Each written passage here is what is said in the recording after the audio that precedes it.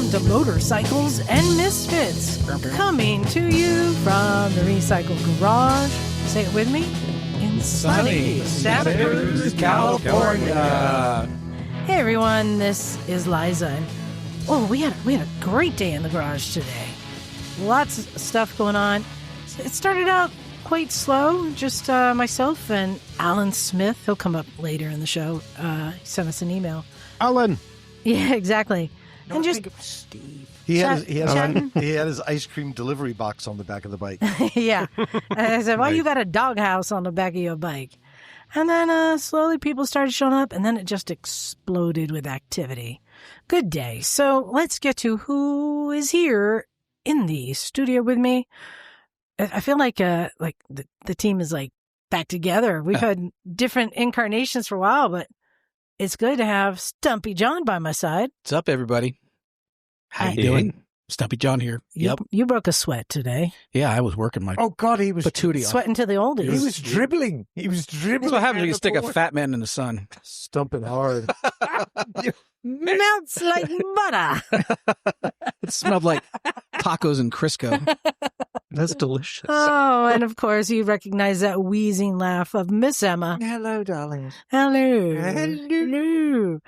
And coming around the room, you also were a no-show last week. Good to have you back. It's Neal. Hey there, party people. Had a house full of company last weekend, but I miss all of you. Whoop, whoop, raise the roof. What weighs the roof? Raise the roof. Whoop, whoop. Yeah. And looking sexy in her dirty knees. It's got I'm so glad to be back. I miss you all so much. She's got like metal shavings going on. I know. That's how you know you're rough. Hardcore. Living a life. Living a Exactly. life. Going around the room by the open window, ready to leap at any moment. As stated in the John Irving movie, The World According to Garp, pass all open windows. It's Naked Jim. Hey, what's happening? I thought you were talking about the guy that is in the hospital in a coma and he has a constant erection. No, there was a thing in the movie about a clown, a suicidal clown who jumped out the window. And it's like a saying to pass all open windows. Good to know. Well, Okay. Don't jump. thanks, Don't I guess. Glad to be here. Yeah. I'll try to stay... Defenstration. And looking dapper in his stylish hat, it's the Bagler. Greetings from the heat dome. Yeah. Are they doming? It's hot Are up you there? doming? You toasty? Yeah, Wanker. we have officially reached fondue stage here in Mojito. It's a toasty 98 degrees outside right now. Dude. Wow. What? 98's hot. Are you wearing a Lambretta shirt? Yes, Lambretta Club USA. Oh, you wanker. Indeed. All right, very nice, good. Very nice. Well, I wanted to talk a bit about what we did in the garage today, or shall I say this week, because I've learned to get my stuff done before Sunday. You're smart. If I want to get anything done. So the NX250, I'm really digging that bike. It is a cool bike. Mm-hmm. Now that I've sold it, Who bought it? one of our listeners, Ethan, he's taking it on a Baja trip. Great. That He- wasn't the guy who wrote in. He wrote in about needing a cheap bike for a Baja trip. And I'm like, I think I got it for you. Yes. And so I think it'll be a great bike. Is he writing it from here? No, it's here. I'm keeping it for a few months. We're sharing it right now. You have all these arrangements, especially under I that know. with that bike. I know. Well, She's Polly. and the reason is, I took it for a little ride. It's very fluid around the garage. Polly, want a cracker? I took it for a little ride this week and realized the rear brake was squeaking a little bit. It's So just the mouse. So I ordered some brake shoes. Do you know how much they cost? And you know what? This is something Emma will probably lecture me. There were a few options on Emma. No, There was the ones for $8.99 and the ones for $44. $8.99. $8.99. That's right. For brake shoes, because it turns out that Honda used those same brake shoes on a lot of bikes.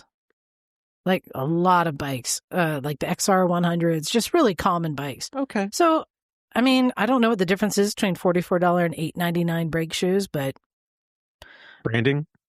maybe. I don't know. Well, no, I mean, It's about 3 burritos. yes. yeah. But I got in there and the drum had a bunch of rust and stuff, and I got in there and wire brushed that out and greased up I call it the pivot.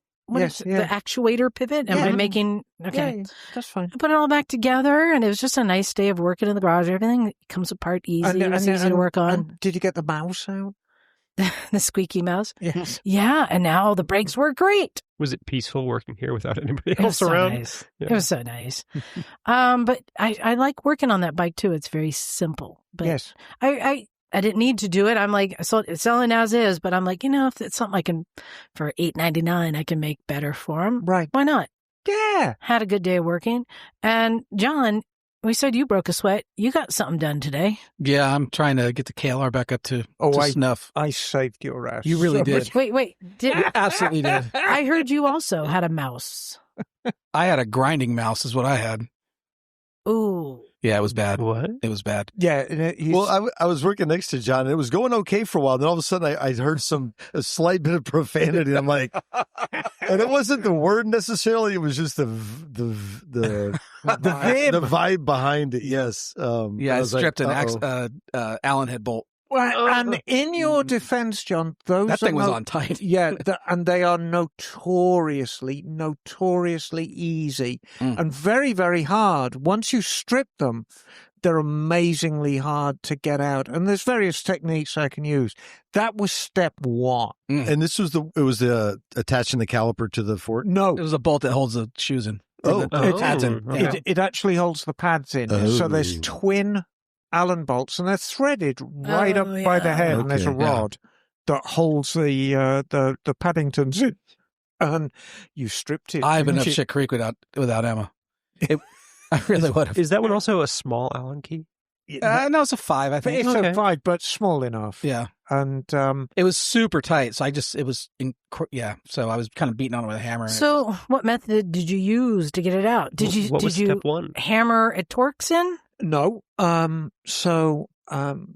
First off, I had to kind of refurbish the head. So we kind of... Is the head protruding or recessed? Recessed. Yeah, recessed. Ooh, so makes it harder. Wait, did you take this off and bring it? You were working on the vise, weren't you? Yeah, because there's no way you can do... And this is a very, very important thing for anybody. If you're doing like uptight machine work, pull it off the bike. Mm-hmm. So you told... I can hear a 2-stroke. Did you hear that? Yeah, I did. There's a 2-stroke out there in the street.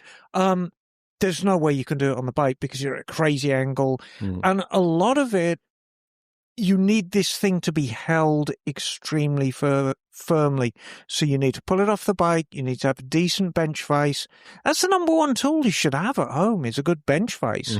Put it in the vise, and now you've got something. And I'm going to go so far as to say that is a good item to buy at like Harbor Freight. Yeah, I mean... That's when... Well, they're expensive. I know. Yeah, they really are. Even Harbor Freight, I think they want $40 for a decent vise. But it's a must.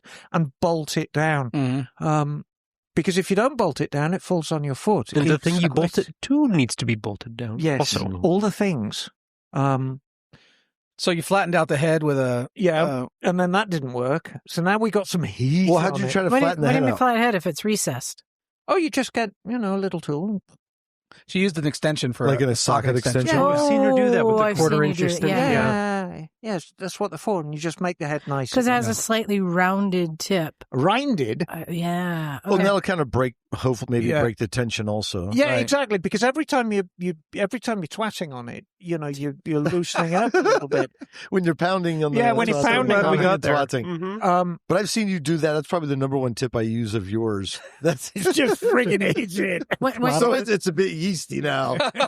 When But you're in your twatting? Is on an old Twatting on the tip. an old fastener is putting the extension on it and wrapping it with a hammer 3 times, and then all of a sudden it seems to come out. Well, there's two And it straightens things. the head. I mean, there's basically 3 things that cause bolts and Allen bolts and whatever not to come out.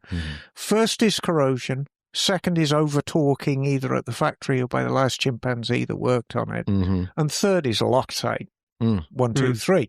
So you've got to get to the bottom of why it is. And if it's over torqued or it's rusty. A couple of good wraps, and it just kind of breaks the tension. You can usually wind it out. But this, oh no, this was all three. All the things. It was the triple Lindy. It was the triple treat, as it were. Galvanic corrosion. So we got the torch on it and got it nice and warm. And John got fresh brake fluid because of all that, right? Yeah, right. Yep. So so was that a concern, torching it with brake fluid? Was there brake fluid in the caliper, or was that all? No, I leave it in. So basically, when I do something like that, I'll clamp these clamps. Mm-hmm. I'll clamp the brake line, the brake hose, very close to the caliper, so we don't lose all the fluid. You recommend the clamping when you're twatting? Yes, the clamps with these clamps, and then you can pull off. Why are you smiling, Bagel? You're smirking, aren't you? And then you can undo the brake hose bolt to the caliper, and you haven't got fluid going everywhere. And if you leave a little bit of brake fluid in the caliper, especially if you're going to torch it, it can just help keep the temperature down a little bit close to the seals, which is what you want. I mean, the ideal, of course, is to completely dismantle the caliper, pull the seals out, and then get busy with the torch. But, of course, we couldn't do that. This is the recycle garage. Because the liquid dissipates the heat. Yeah, but we couldn't do that because the bolt we were trying to get out was holding the pads in, which precluded. It's taken apart, yeah. So, we had to make do with what we got. But anyway, we got it. So, reshaping the head, going a little larger with the neck size up, Allen. And heat, 1, 2, 3, out it came. Yep. When you went to the next size up, Alan, did you go Half from 5 to 5.5 or to an English or English? Okay. Oh, I went to American, you mean? Whatever English. the fraction one. No, it The was same like, market. I say, hello, I'm an Alan Key. It was an English one. Yeah. So, Well, It sounded very much like Terry Thomas. Grab it, please. so you use like map gas torch kind of thing? Yes. Right? yeah. How long did you keep the heat on it for? Well, you're never going to get something like that glowing with a map gas torch, but if you can actually see the heat building up. And in the case of a caliper, it's very, very easy because, of course, the caliper's painted gloss black and you can see the paint basically beginning to burn. This thing is hot. And so now, it's speculative. It's hot. I mean, ideally, yes, I'd like to get a glow on it because then it'll come out. Because it seems like most things, I'm always worried to overheat it, but it seems like most things. They can take it. They can take it pretty well. But the thing is, with Loctite, all Loctite is liquid plastic. That's all it is. So you have to get it warm enough to melt plastic. That's it. Once you get it warm enough to melt plastic, even red Loctite, that's all it is. It's liquid plastic. And when you take the oxygen away, i.e. in a joint, it goes hard. So you just melt it. Isn't that how David Carradine died? Yes. Yeah, auto asphyxiation, I Yes. believe. He was having a wank in his mum's closet. I think we need a safe word for the podcast all of a sudden. Yeah, David Hutchins. Incidentally, Death Race 2000 is one of my favorite films. So you changed your brakes, huh? We watched Attack of the Killer Tomatoes last night. Oh, isn't wow. that great? Yes. The beginning, there was much squishy tomatoes. Of course, Anywho, we say tomatoes. Tomato. So you did the brakes and the rotors. And the rotors, yeah. Well, because you had left the brake pads too long. Oh, And now your rotor looked like a record by the Bay City did. Rollers. It did. They were plaid. There was nothing left on those pads. DIY. Night. Metal on metal. So that was the end of your rotor. So Yeah, it was. You got yourself a nice rotor. Did you get a T-Mu rotor? I got a Tusk, Oh, yeah. Rocky Mountain ATV. Yeah. Okay. That's It's the right number of dirt letters. bike What stuff. doesn't Tusk make these days? I generally like their stuff. too. Rotors, Well, tires, people have chairs. Your chair was awesome. It actually wasn't a very good album because everybody was expecting a repeat Yeah, of Rumors. But the marching band, you I can't- mean, pretty I love incredible. You can't do Rumors twice. There's just no yeah, way. well, exactly. I mean, Rumors was, and then Tusk came out. What's Yeah, this? a little over the top Tusk. Okay. I did another thing today. So my kid Dakota came by with his Harley Davidson, his What did $800 Sportster. That thing's What did good I looking call him? too. Yeah, you got a good deal. What you called him? Pagoda. I think. Pagoda or Lakota? It was one of the two. It was Pagoda. You said his hat had the right shape to it. He's a handsome young man, though. Yeah. But that was what started the whole like Sportsters are so cheap thing for me when one of my kids got a $800 Sportster. And I tell you what, started looking into it. And I mean, it's a chopper and he's doing all the dumb things to his, I'm going to extend this. I'm going to rigid this. I'm going to do that. I'm like, go to town. Tiny tank For on an it. $800, you cannot go make all the mistakes you want. This is the perfect bike. Yep. But, I was just looking it over and something as simple as the brake linkage on his forward controls is held in by a pin with a cotter pin in it, you know? Yeah. And it was like an inch and a half and it needed to be 3/4. Something just stupid. But where you could see somebody just grabbed what they had. I'm like, hey, you want to fix that? We can make it shorter. And what's fun is something as simple as that, but for somebody who's never held a grinder, never used a drill press. Oh, is that what you were doing on the drill press? Oh, that's what. And so I took him in and showed him how to, we marked it out, drilled a new hole in it and then chopped it off. And then we angled it to bevel the tip and like just something as simple as making a little pin. He had a great time and he got to use all these tools and try all these things and showed him how to file. And it was fun. Especially some of those bigger, more intimidating machine tools, like as innocuous as it might seem to most of us, a drill press is like a big deal. Yeah. Oh, I remember Super the first time I used a drill press. I thought it was very grown up because it's a proper tool. Right. Yeah. You Super know. cool. Yep. Yeah. Don't get your tie in it. I grew up with Yeah. one, so I was spoiled. One of my first jobs was to run one of those for 8 hours a day. Oh. Wow. Well, that's what you want my for fellow the drill press. Yeah. Sounds like you like something you do in Ohio or something. Yeah, exactly. Well, Scottie, you did a thing today. And I want to preface this by saying you showed up a bit deflated Oh, dear. in your project. Completely deflated. So that was where you were starting. Yeah. In the, I don't know if I can't get anywhere with this thing. I just don't know. And my question was, like, when do you know on a project, like, when to just say, When fuck you say it, that's enough. I don't want this thing anymore. Make it go away. And this is tell everyone what bike it is. This is a 1964 Honda CL72. So this is the scrambler version of a 250cc motor from the mid-60s, early 60s. And you were not someone to shy away for, I'm going to say, piles of crap. It's a big pile. No, I think it's far from that. Well, personally, it's gotten a lot better over the last 2 years that it's been marinating in my garage. I wasn't saying it's a pile of crap. You're just somebody who doesn't shy away from a challenge. Exactly.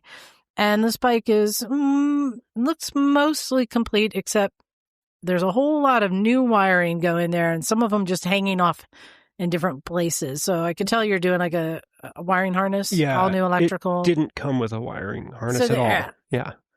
So or a seat, or like a lot of parts were missing when I got it. Yeah. First, we checked. Does it have a spark? Yeah. So this thing had run. Yeah. And it had it here at the garage. It ran here about a year ago, but it was still missing all the pieces. Right. So over the time, I've been slowly kind of trolling Craigslist and eBay and finding parts and trying to get the thing together. And during that time, it hasn't run in about a year. So now I'm at the point where I want to make it run again. And I was just beating my head against a wall. I couldn't get anywhere with it. I was just annoyed and pissed off at it. And I will tell you your first mistake, and it's a very, very easy mistake. Buying it? Yeah, buying it. Nonsense. Your very first words to me was, it has a spark. And I agreed, it did have a spark, but it wasn't enough. Well, it's knowing. It's knowing. But first thing we do is establish, is there a spark? Right. Yes. Then we go on to, does it have gas? And but is there a spark? Isn't enough. I know where you're going, and we did follow all the things, but it was all very, is it there or not? Not what's the quality of the gas. Is the gasoline the right flavor? All of this. So I was the spark checker. And so it was interesting. So I want to hear about different flavors of spark because, like I said, y'all, the exact same thing. There is a spark.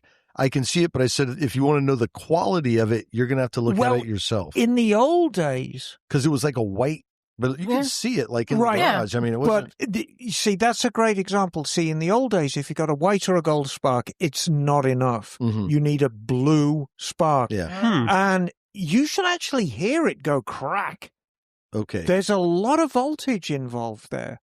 And I saw a spark too, and it was blue, but it was really marginal. And it transpired that, and this is why it's important to know the quality of the things, because you can say, yes, it's got a spark, let's move on. But had we dwelled on that spark a little more, it's got an aftermarket electronic ignition on it, which most bikes of that generation have now. And once you know how they work, they are quite greedy. They do like voltage, and some like more voltage than others. Lucas Rita's notoriously greedy. Are you saying that some like it hot? Yes. Yes. And yours is a brand I'm not familiar with, but I bet it's greedy. So once we charged the battery, we realized that the battery was low in voltage. Then we had to go. All right, there's a spark. Then is it getting gas? And we've realized but that's too far. But I'm saying the carb was empty. Right. So it's like, all right, let's work on getting it gas, and then we have gas. Now it's going back to spark, and then it turned out to be how many? 3 volts in the battery? 3 out of 12 volts in the battery. Yeah. So you go back and forth. Yeah, but there was no water in the battery. Yeah. That was another thing. Yeah. Dry. In 3 of the cells and it wasn't almost like we only added a teensy bit of water to get it up to the line. But yeah, there was a couple of cells in the battery that So then once we got the battery, mice. now it's back to the quality of the spark. Well, I went back. I wanted to do a compression check on it. Oh yeah, did that compression too. was Yeah, tested. And that passed on both cylinders. Didn't seem to be sucking too much on the right cylinder, but you get like a phantom. It just maybe it was washed out a little bit because of the gas that it wasn't sparking. But what I did a compression check, it passed both sides. We've got nearly 150 psi, which is. It's okay, but it's certainly enough to make it run. And a good example, I had a Triumph come in at the shop, and the guy said, this bike has carburetor problems. And I'm like, you sure? Okay, I'll do the carburetors. And I did the carburetors to the best of my ability. And he calls me up, and he said, well, it's still a bit woolly in the mid-range. I said, well, are there any other clues you can give me? Because, we're getting to the stage where we need, what is woolly. What does woolly mean? Because I thought that meant like really awesome and hair like red. No. They're Woolly's weary. like, It's weary, it's not woolly. Woolly is the opposite of snappy. So if you think it's snappy in the mid-range, it's a bit, when you open it up, it's a bit, and then it goes. Blubber. Well, it transpires. He said, well, it's only got 110 psi. I said, well, it would have bloody helped if you'd have told me that, because I could have told you that's not enough. So anyway, I don't want to talk about that bike too much other than 110 psi is not enough. 150 is plenty. So we did a compression check so we know that's good. So then we went back to this spark and like, this is not a great spark. Then we went down the voltage thing. We got some volts. We got it running. It's close. But And it started up. Yeah, it made noises. Blah, Made lots of noises, yeah. But I want to say, though, it was interesting. Like, you were at a point where you're, like, ready to give up. And I see this happen a lot of times because, not necessarily in your case, but many people build upon an assumption and keep working on the same thing. We kept going around the circle between gas, spark, gas, spark, gas, spark. Which, by the way, is what I'd been doing at home in my garage in, like, 15-minute bursts for, like, the last 3 months. And I was like, I'm done. I'm going to take the thing to the garage and see if we can figure this thing out. Yeah, circling. We're finding things and fixing it, narrowing it down so there were less problems. But it seemed like you had multiple things. I did, yeah. I've gone around the circle and missed stuff on every stage. And I always try and be the optimist, and I stand by what I said, even going away from the fact that it's an optimistic observation. You were very close with that bike. Very, very close. I mean, we do need to bring it home. But I seem to recall we've done valve clearances on it. We've got good compression on it. The carbs are okay. The carbs are going to need a little bit of more monkeying with. But damn, you're close. So what was the fueling issue? It just needed fresh fuel. Was it a mouse? Yeah, it was the mouse. it was the gasoline mouse was Okay. being particularly stingy. Not letting saying, no, my bowl. no gasoline for you today. But there's another problem further down the line, which is the petcock has no off position.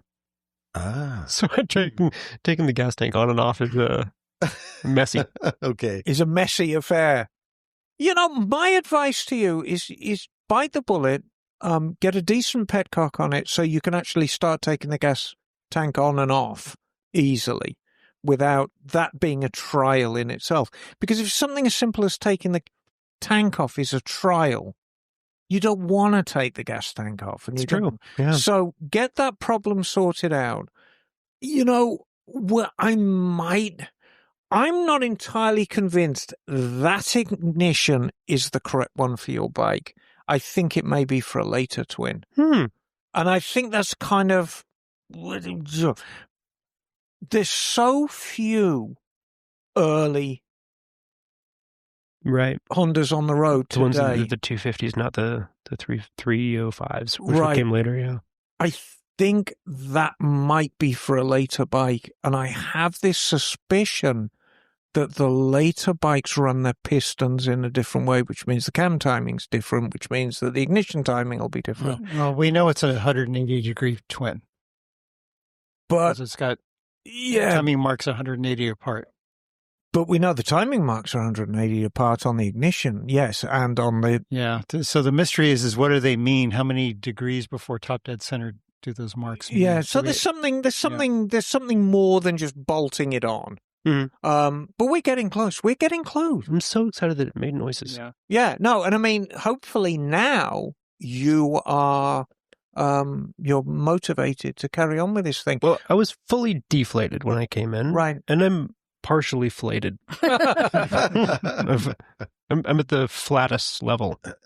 Okay, so I mean, you were flaccid when you come in. You're not quite turgid yet, but somewhere between the two. Semi-reflated. Got a semi. Semi-flated, yeah. Yeah. I think the thing to bear in mind, it's 61 years old. Yeah.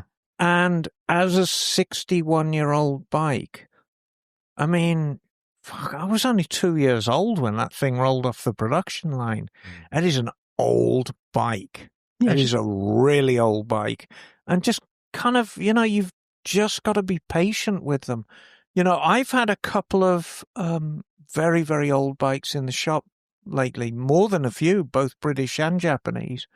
And I'm just reminded, you've just got to be a little bit more patient with them. And it is going to dovetail into what we're going to talk about in a little while. But older bikes present their own challenges compared with modern stuff, But yeah, that is the oldest Honda I've laid my hands on for a long, long time. I used to regularly work on a C50, like a little passport before they were called passports. That was actually older than that. Was there one called a Benelli with a What? Y? Wasn't there? No, Bentley. Bentley. Bentley, yeah. Oh, okay, yeah. That was the kind of race bike. Yeah, well, that's not what this was, right? No. Wasn't that a little like 50 or something? No, the Bentley was a little twin. Okay. A little twin. Like there was 125, 150, 175.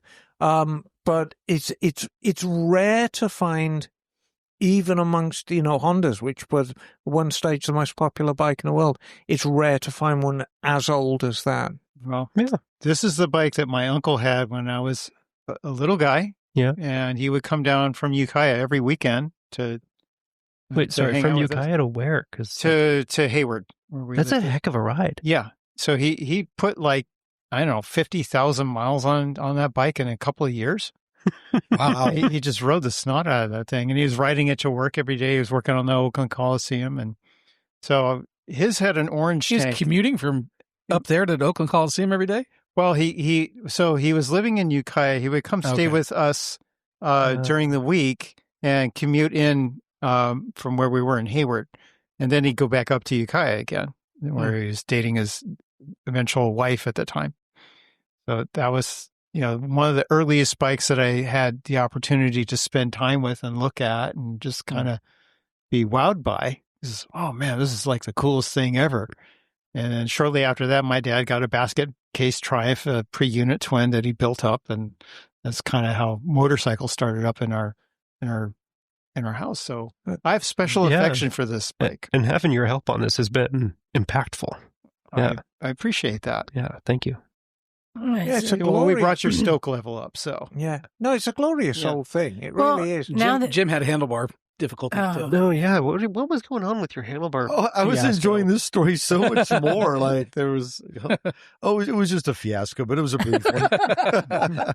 Well, I came in really excited and left, Deflated? Well, you're back. You're back to where you started. Semi-flated. Slightly Did flated. you have to put your stock bars back on? I did. Oh, So yeah. long story short, Jim had a real estate problem. so on the Tenere 700, I'm taking a trip about a week from now. I'm going to do some camping, and I've had this set of handlebars for a while, and they're Pro Taper, I think Contours, what they're called, and I like them because they're very similar in setup. But they have that little flexy thing, where it's not as tiring, it's not as hard as your hands, and because I find when I ride like adventure riding kind of riding all day, my hands hurt. So anything I can do to like help that, I try. So I have these on other Jim, bikes too. That's arthritis. Well, I know That's part of being an old person. I know, right? So I got that cream that helps, but you do the weed cream. I do. Yeah, Works that stuff works. so good. We make my that God. stuff. Who you guys do? Yeah. Oh well, let's talk after. All right. Okay. I've been Cool. using this stuff anyway. Big fan. So anyway, I was trying to change out bars. They were Pro Taper. They were the like fat in the middle and then 3/4 on the ends, whatever that is. And they look like they'd work. You go from like 28, I think it is, 10 to 20, Can I ask 2.5. why you were And changing the 22 too? bars?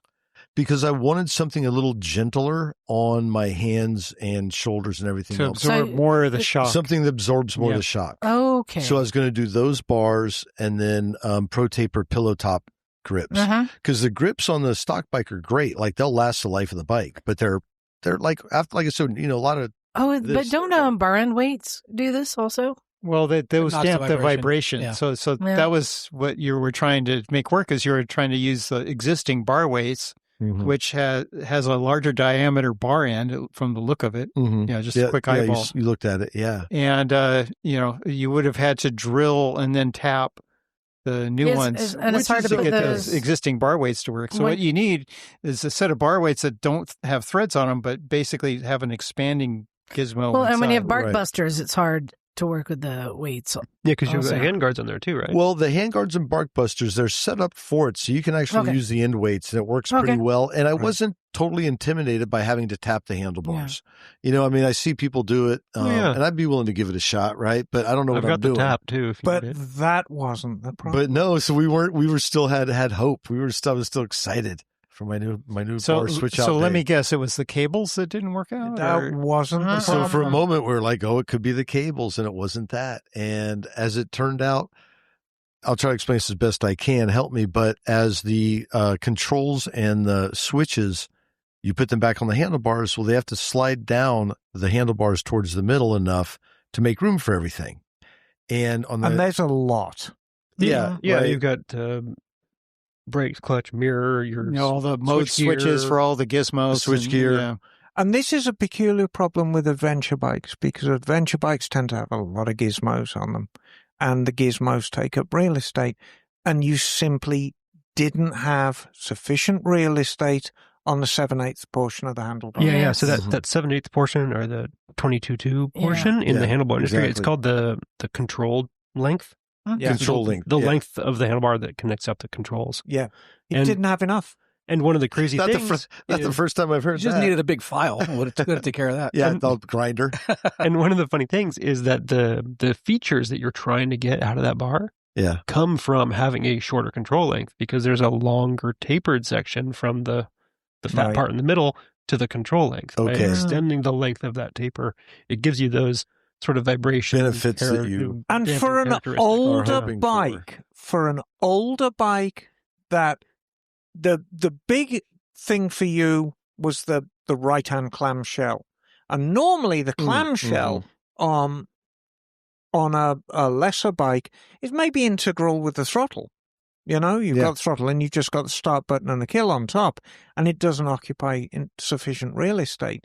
Yours, you've got a separate twist grip, push-pull, which is nice and chunky, and then you've got the complete perch for the front brake master cylinder, which is also chunky, and a very chunky right-hand switchgear, which has got the kill switch, the start switch, the wheel, which operates your menu. Yes. So it's everything's chunky, and there's just not room. Take one of them away, and there was you could just squeeze two in.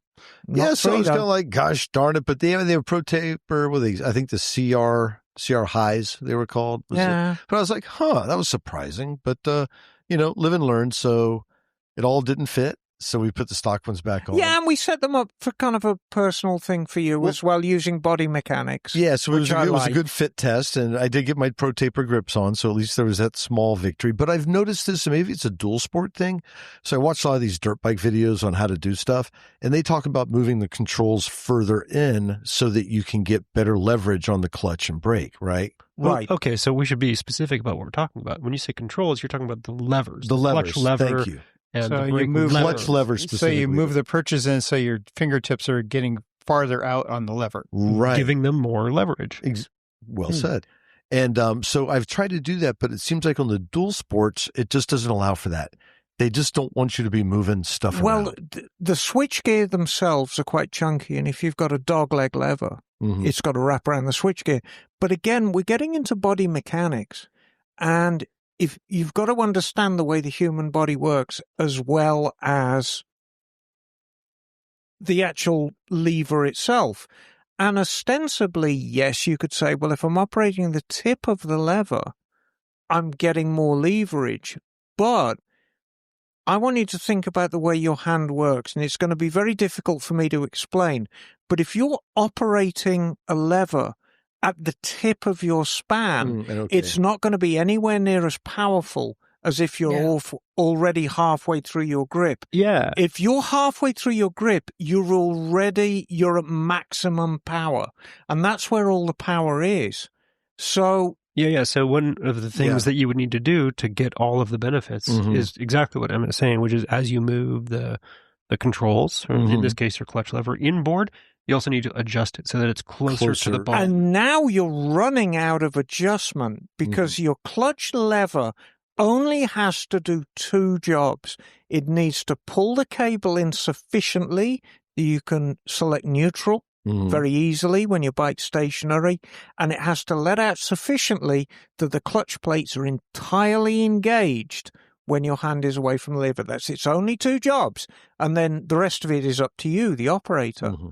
And if you're really monkeying about with real estate and moving it and putting, closer levers on, you can actually get it. So you just don't have sufficient movement.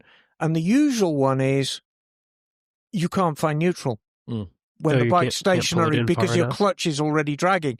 And guess what? That problem gets worse the warmer the engine gets because you're heating your plates up. So that'd be your warning sign is the neutral. As soon as you can't find neutral when your bike's stationary, you fix that straight away, because as the clutch warms up, what does metal do when it warms up? It expands. Like all of us. And it gets, yes, exactly. And it gets worse.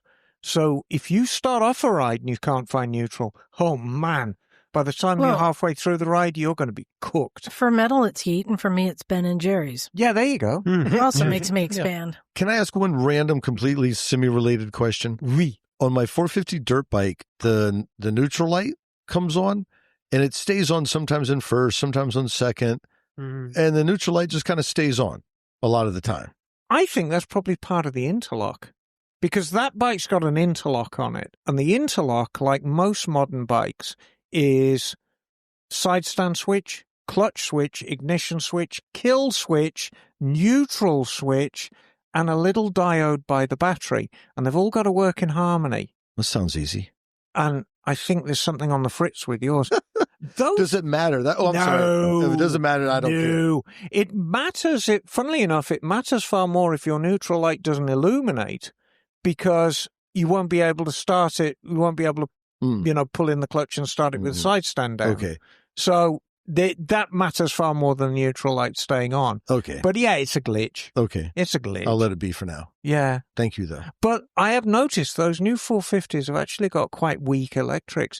Yours is not the first one that had the starter relay problem. I had a feeling they were very accommodating at Gilroy Honda or whatever. Oh, because it wasn't the first one they've seen. So there's another question while we're at it. So I have a Baja Designs light on it. The Headlight, thank you. Should I worry about that at all? And does it matter if I use high beam or low beam? No. Okay. No. Use all the things. Use all the things. Is that an LED headlight? Yes. Yeah, so that should be drawing less current than the OEM. Than the OEM, so it's actually better. I just hear so many stories about stressing the charging system. That's one of the You're best things actually about LED stressing it headlights. less. Yeah, no, I get it. That's heated grips does that. Your bike is a very, very interesting bike because it shares something with the Africa Twin. And your bike and the Africa Twin were rolled out very similar time, and they were Honda showcasing that these were the first Japanese production bikes with lithium-ion batteries in them. Very expensive. Very first ones. And so they had specialized charging systems. They had specialized electrical systems, because a lithium-ion battery doesn't work like a lead-acid one. It prefers a much gentler charge curve and a much gentler discharge curve. And Honda had to work very, very hard to get it. So should reliable. I be concerned about it? Because I never want to be the guinea pig, right? No. The guinea pig spot's a tough Yeah, one. I mean, we've talked about this, that, you buy the first model year anything, you are the guinea pig. Some manufacturers are better than others, and I think you need to understand just how conservative Honda are as a manufacturer. And how prolific, because there's lots of guinea pigs. So you're not alone. Yeah. No, that's what, I think the term we're looking for is is lemmings. So, okay, so while we're talking about it, the rest of the lemmings, so the OEM lithium-ion battery is a Yuasa, and it's heavy. Like, it feels like it's almost it's quite a special battery, because Honda do this. Okay. Honda will go through the technology. And it's like $370. Yes. The OEM. And so Honda will go through all this technology and get it like, God, it's nearly across the finish line. And then they'll do something goofy to get it across the finish line. This is typical of what they do. And what they did with that battery, and the Africa Twin doesn't need such a sophisticated battery because it's a bigger charging system. But your bike's a very compact charging system, and they couldn't quite get it across the finish line, so they put this ridiculously high amp-hour battery in it to compensate for the inadequacies in the system. And it works perfectly. Well, But that was the compromise. Years ago, they came out with a linked braking system, and it was fucking fantastic. Not ABS, it was linked. So you pull on the front brakes and it get a little bit of the rear. You put on the rear. Goldwing has it, doesn't it? Right, exactly. Concourse. But they couldn't quite get it right. And so what they did was they tuned the system with all different size of pistons in the calipers. So if you ever get a linked brake bike, each caliper has 6 pistons in it. How many calipers are there? 3. Okay. And they're all different sizes. Oh, wow. Every single one is a different size. Okay. So they tuned the system with the size of the pistons. It's like, oh my God. Well, and that's because when you're applying the front brake, you don't want 50-50 front and rear. You want to have more front, less rear. And if you're doing the rear. And so they tuned it so that you can have 80-20, something like that. Yeah, exactly. And then they put a cut valve in the rear so you can't overbrake the front with the rear. It's a very, very clever system. But the final tuning was done by the size of the pistons. And, that doesn't mean anything unless you're actually rebuilding the brakes. But if you want to rebuild the brakes on a linked brake bike, which means an early Goldwing, which means a CBR 1000F, 94, 95, a Blackbird, all the early bikes with the Mhm. link brakes, you better have your wits about you, boy, because you need to know what you're buying. And if you're like me, when all the parts come, it's like Christmas and you pull everything out of the packet. Ooh, you can't do that because, I mean, we're talking half a mil, a quarter of a mil's difference in geez. size. Oh my God. They all look the friggin' Yeah. same. Oh So you can't mix them up. You have to do them one at a time. And so you're rebuilding these calipers on the bench and you've got the parts book and you're like, oh, that one goes in there. And like, so Well, you it do sounds that horrible. one Yeah. and then you do the next one. Like paint by numbers. It is painting by numbers. It's very disconcerting and enormously time consuming. Okay, I got more battery questions all of a sudden. Yeah. So on my way through Bakersfield, I realized my Oh, that was roughly your first $380 mistake. Yuasa battery was died because I left the key on. So you're saying you were broke down in Bakersfield? I know there's a song in there, Mm. and but there was an awesome KTM dealer I found. Yeah, they're lovely people out there. What's the Singer's Highway out there? What's that guy? Buck Owens Highway. Yeah. And anyway, and got a Firepower, I think it is. Is that the battery? Yeah. Firepower. or whatever? Firepower is Western Power Sports' own brand. They're bright blue. Yes. They're actually, listen, I'm going to tell you right now, I'm a Western Power Sports wholesaler. They're my go-to battery if people can't afford Yuasa. Because you know what a snob I am with batteries. Well, I'm the same with tires. I'm the same with oil. I'm the Motul 300V girl. I'm the Michelin Power, Road 5 gal, and so on and so forth. If you can't afford that, I'm going to give you what I think is a good alternative at a budget. And Firepowers are okay. And they're a fraction of the price. So that's my I'm wondering, like, I got this thing and I'm like, this thing is so ridiculously light. Yes. Like it should be, you would think, with lithium ion. Yeah. But I'm like, why is it just the Yuasa one is so overbuilt? Is It's that why kind of it's so much overbuilt. more heavy? Or? I don't think you're going to have a problem. Yeah. Well, I haven't. I've been using it for a while. It's Yeah, just so there interesting. you go. And then what, like in a battery, lithium ion lifespan, think about changing it after 5 years, Yeah, 3 years, 7 years? I think 5 years is about the Okay. going rate. Okay. But and as you found out, there's a huge difference in the cost between a Firepower and the Yuasa. Oh, yeah. It was a Fraction. of the cost. Yeah, I can't remember the cost, but I want to say it was maybe under $100 or 120 or Yeah. something like Yeah, that. that sounds about right. Lithium for- ions have gotten a lot cheaper in the past couple of It years. was just so light Yeah. compared to that Yuasa. Not Yuasas. Yeah. Yeah. You could throw it through someone's rear window. Yeah. And there's such a charming bright blue color. The firepower ones. Yeah. And the first thing, because I've looked at and you press the test button. yes, it's got the Ooh, test. look at I it. like the Ooh. test, but So is that legit? Does it show testing the battery under It's load? not a load test. It's just showing you the state of charge. I wish all batteries came with that.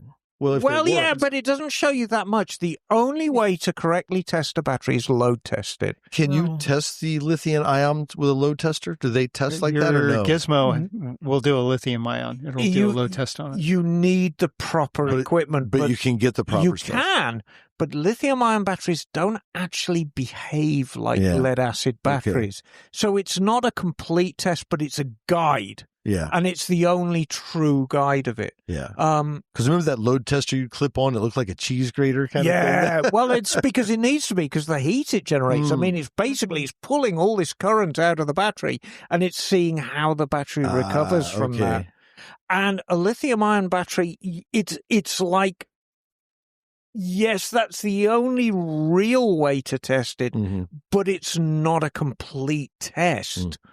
And the technology you'd need to do a complete test exists, but not really outside NASA. Okay. So, you can do it's good and send it down the road. But I think if you buy reasonable quality lithium-ion batteries for bikes that are designed to have them, that's the caveat. Mhm. So let me ask a question. So if you have a lead acid bike and you're considering switching it to a lithium ion, I know that Don't. Zero Gravity sells those kind of batteries, but Shorai. okay. Yeah, don't. It's as Really simple don't. as that. Just don't. Just don't. Honda spent years developing the technology to put lithium-ion batteries in it. And I shall tell you why. I shall tell you why I don't approve of lithium-ion batteries in motorcycles. A lithium-ion battery is perfect for your cell phone. It's perfect for your laptop. It's perfect for all the handheld devices because it's a very slow discharge and then it's a very slow charge. And the optimum range for a lithium-ion battery is between like this 20% and 80%. You don't really want to charge it much beyond 80%. You don't really want to discharge it much beyond 20%. That's when they're at the most efficient. But again, it's very slow discharge, very slow charge. Your bike doesn't behave like that. What is the greediest part of your bike's electrical system? Well, the starter. Of course it is. And so you press the starter button, you get this monstrous discharge, and then it gets worse. The bike starts, and immediately the voltage goes from, well, if your starter motor is not super efficient, it's going to pull that voltage down to 10. And then immediately the bike starts, it's going to whack straight up to 14 very, very quickly as soon as the bike starts. And in the meantime, your battery is going and having a fucking heart attack. And so the same, it's not the kind of behavior a lithium-ion battery likes. Lithium-ion batteries like very, very gentle charge curves. And that's what Honda did. So Honda were very, very clever in making digital brush starter motors, which drew a little less current, and then making sure that the off-idle charge of their bikes with lithium-ion batteries was very, very gentle. It was a very gentle lead-in to help with that problem. Now, Ricks, the electrical people... So let me jump in for a second. So what they're actually doing is they're regulating the charge current more precisely with a lithium-ion type of charger. Whereas a normal lead-acid charger, they just regulate on voltage. Yes. But now Ricks, the starter, the Ricks, the electrical people, will actually sell 2 types of regulator rectifiers for your bike if you want. You can get the regular reg-rec, and you can get the one if you're choosing a lithium-ion battery. How reliable they are in service, I don't know. You know? I always thought they had standard and high output. No, now it's if you pick up a Ricks catalog, there's your reg-rec for your CBR 1000RR. That's for the lead acid, or if you want the lithium-ion one, it's that. So, I like reliability. Yeah. So on my Bergman, which is dead right now, Again, part of the problem was, well, the only battery I could get when I got stuck in Seaside was a lithium-ion. okay. Could that be the problem of why it's having... It could be. Really? Because right now your charging system may be having a heart attack trying to deal with the lithium-ion, or indeed the lithium-ion may be having a heart attack dealing with the Suzuki charging system. What kind of lithium-ion battery did you buy? I don't remember. It was right out of Cycle Gear. I mean, Suzuki haven't designed a charging system that works since the 1970s. Why bother now? Well, I just changed the reg-rec and I changed the stator. So, I keep frying headlights every 6 months. Yeah. So but you're saying probably go back to lead acid and see if that fixes it. Well, I think that's going to be the way to go on that bike. Interesting. Unless Ricks do a lithium-ion. Yeah, I'm not going back to that. I'm not tearing that thing apart if I don't have to. Yes. I was going to see if you're ready for the next segment. But I'm not sure. And I mean, stop you mid-sentence. Are you ready for the next segment, do you think? Yeah, I think I am. Kind of dovetails in a little bit. I got a question for y'all. If I said, which race is known as the world's deadliest race? What am I talking about? Isle of Man. Right. How many deaths have they had the past few years? It usually averages out. One, 2 a year. Actually, 0 this year and last year. But about 1. So my question to you guys.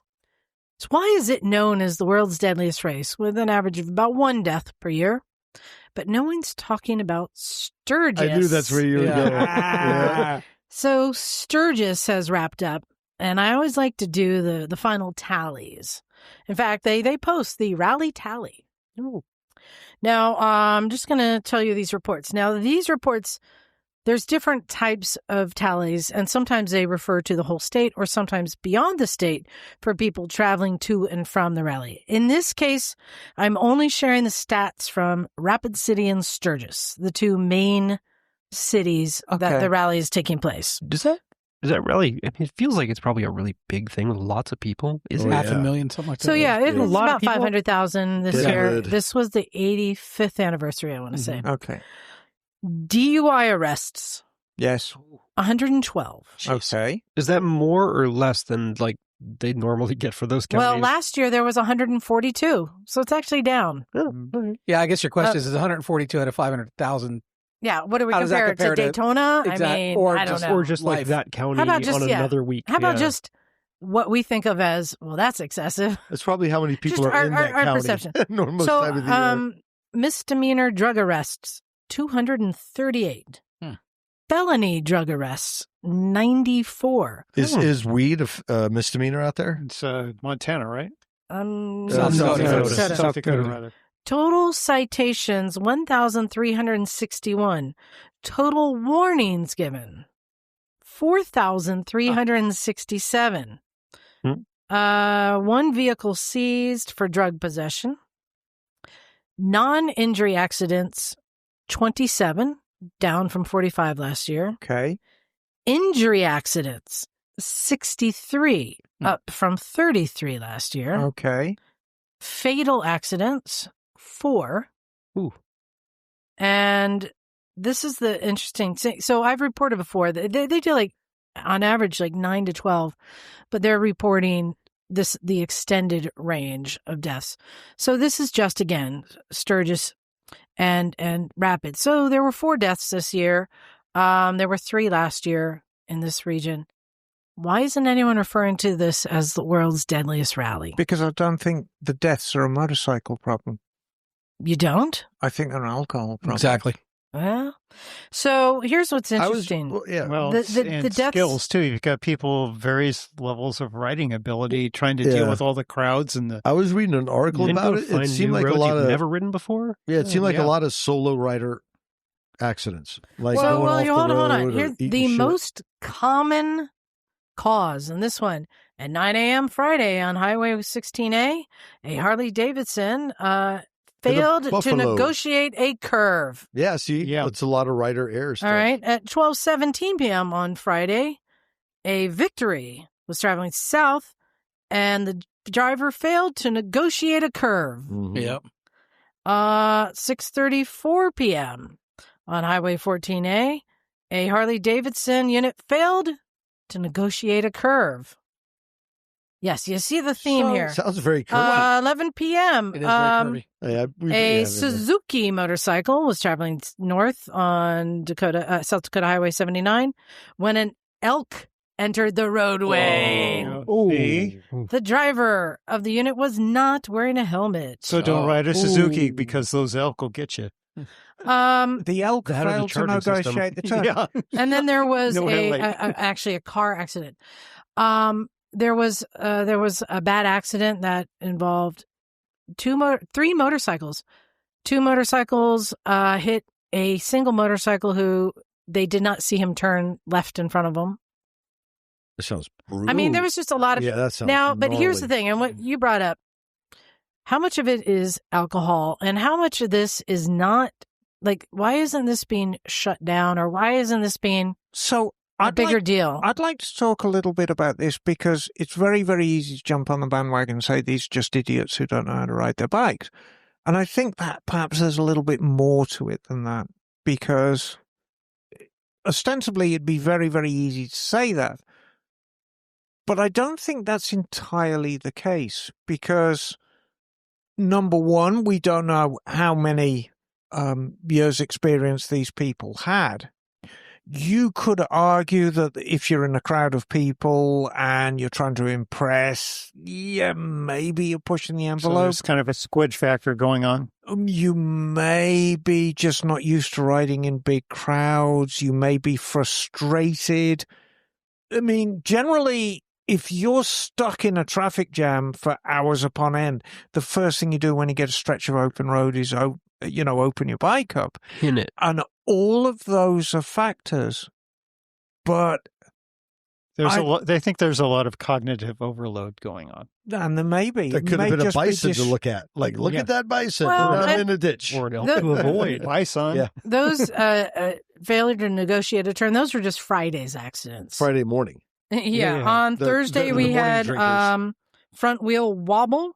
We had a rear wheel tire rupture. We had a chase motorcycle. Police were chasing a drunk driver without a helmet who crashed and died. That sucks. Darwin. There was, Harley Davidson clipped another bike trying to merge into a lane.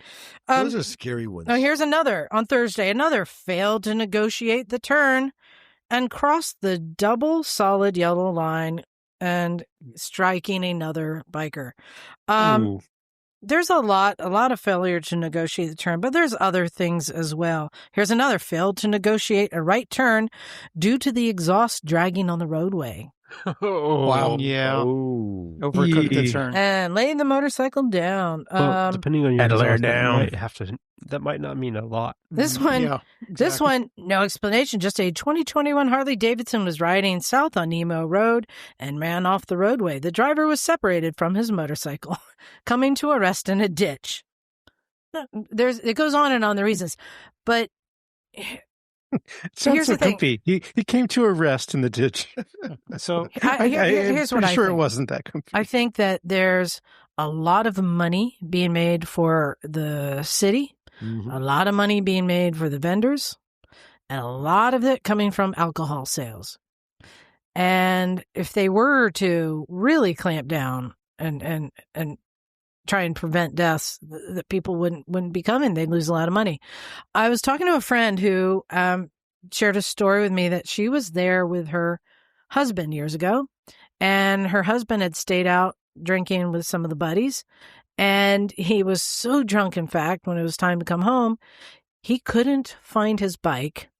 That's a good thing. So he called 911. Oh, no. What? Oh, jeez. And the police came out and helped him find his bike and sent him on his way. That's dumb. Oh, jeez. Because they should have sent him on Nope. an Uber. And so my took friend his said keys, she right? felt that the big part of the police's job is just to get people out, get them moving, get them out of there, keep them moving. That they don't have time to sit there and actually drunk. They're not trying to drunk test every single person. And maybe that's true. So let's switch back to the Isle of Man. If it is drinking, as I suspect it is in a lot of these cases, it has to be a cultural thing. Because anybody who's been to the Isle of Man, and I know Phil's been to you've been as well, haven't you, Liza? Drinking is a huge part of it. Not for the riders. No, not for the riders. But we don't know the stats on how many crashes on non-riders are. Well, we do, because it's broadcast and it's remarkably low. But Emma, at Isle of Man, between races, the track is open. I jumped on there and did a couple laps myself. So if there was drinking But the reason, and that's the thing I'm saying is, and I'm not suggesting that European riders are more mature. That's not what I'm getting at all. But culturally speaking, you say, okay, I'm going to get ripped today and I'm going to stay off the bike.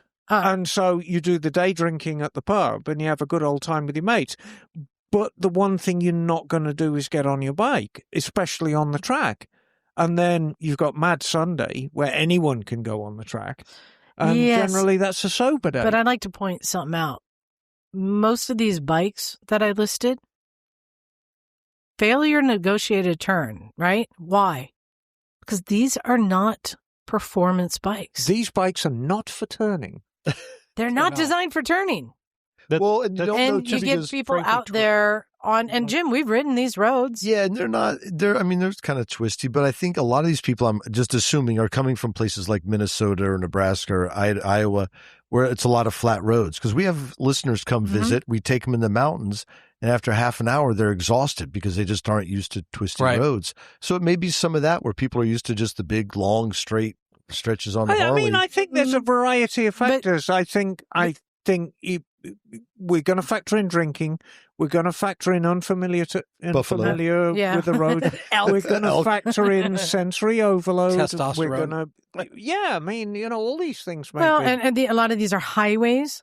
A lot of these people went into the ditches. So for the Ditches got a lot- size, but so for the size of event that it is, are those bad statistics? Obviously, anyone dying is bad.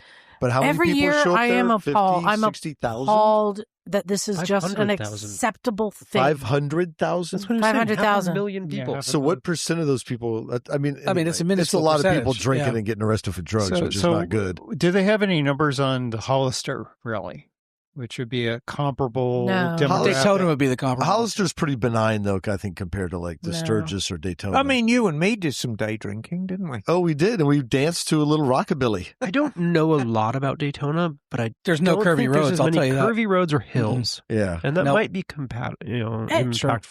Anyway, I just think it's It's an an incredible outrage. double standard. That there's just these acceptable amounts of deaths. I think. So do you think they should the close it other, down? Well, what would well, what would hold be on. your alternative? Another factor is, and they say in a lot of these if they were wearing gear or not. And I will say one of the A deaths, lot of people aren't. they yeah. were wearing a But a helmet, lot aren't. Yeah. but it was a really bad accident. Is there a helmet law in South Dakota? No. No. Okay, so that So So you They you can't not have one only are they because of not the wearing rally. helmets, they're not wearing gear. you pinko kami tree hugging acid. There you freak, go. What would you do differently? That's the thing, because this is a lifestyle and a culture that doesn't embrace safety, and that to try and hamper that just to keep people alive will go against everything they stand for. So hey man, there's some people wear chaps.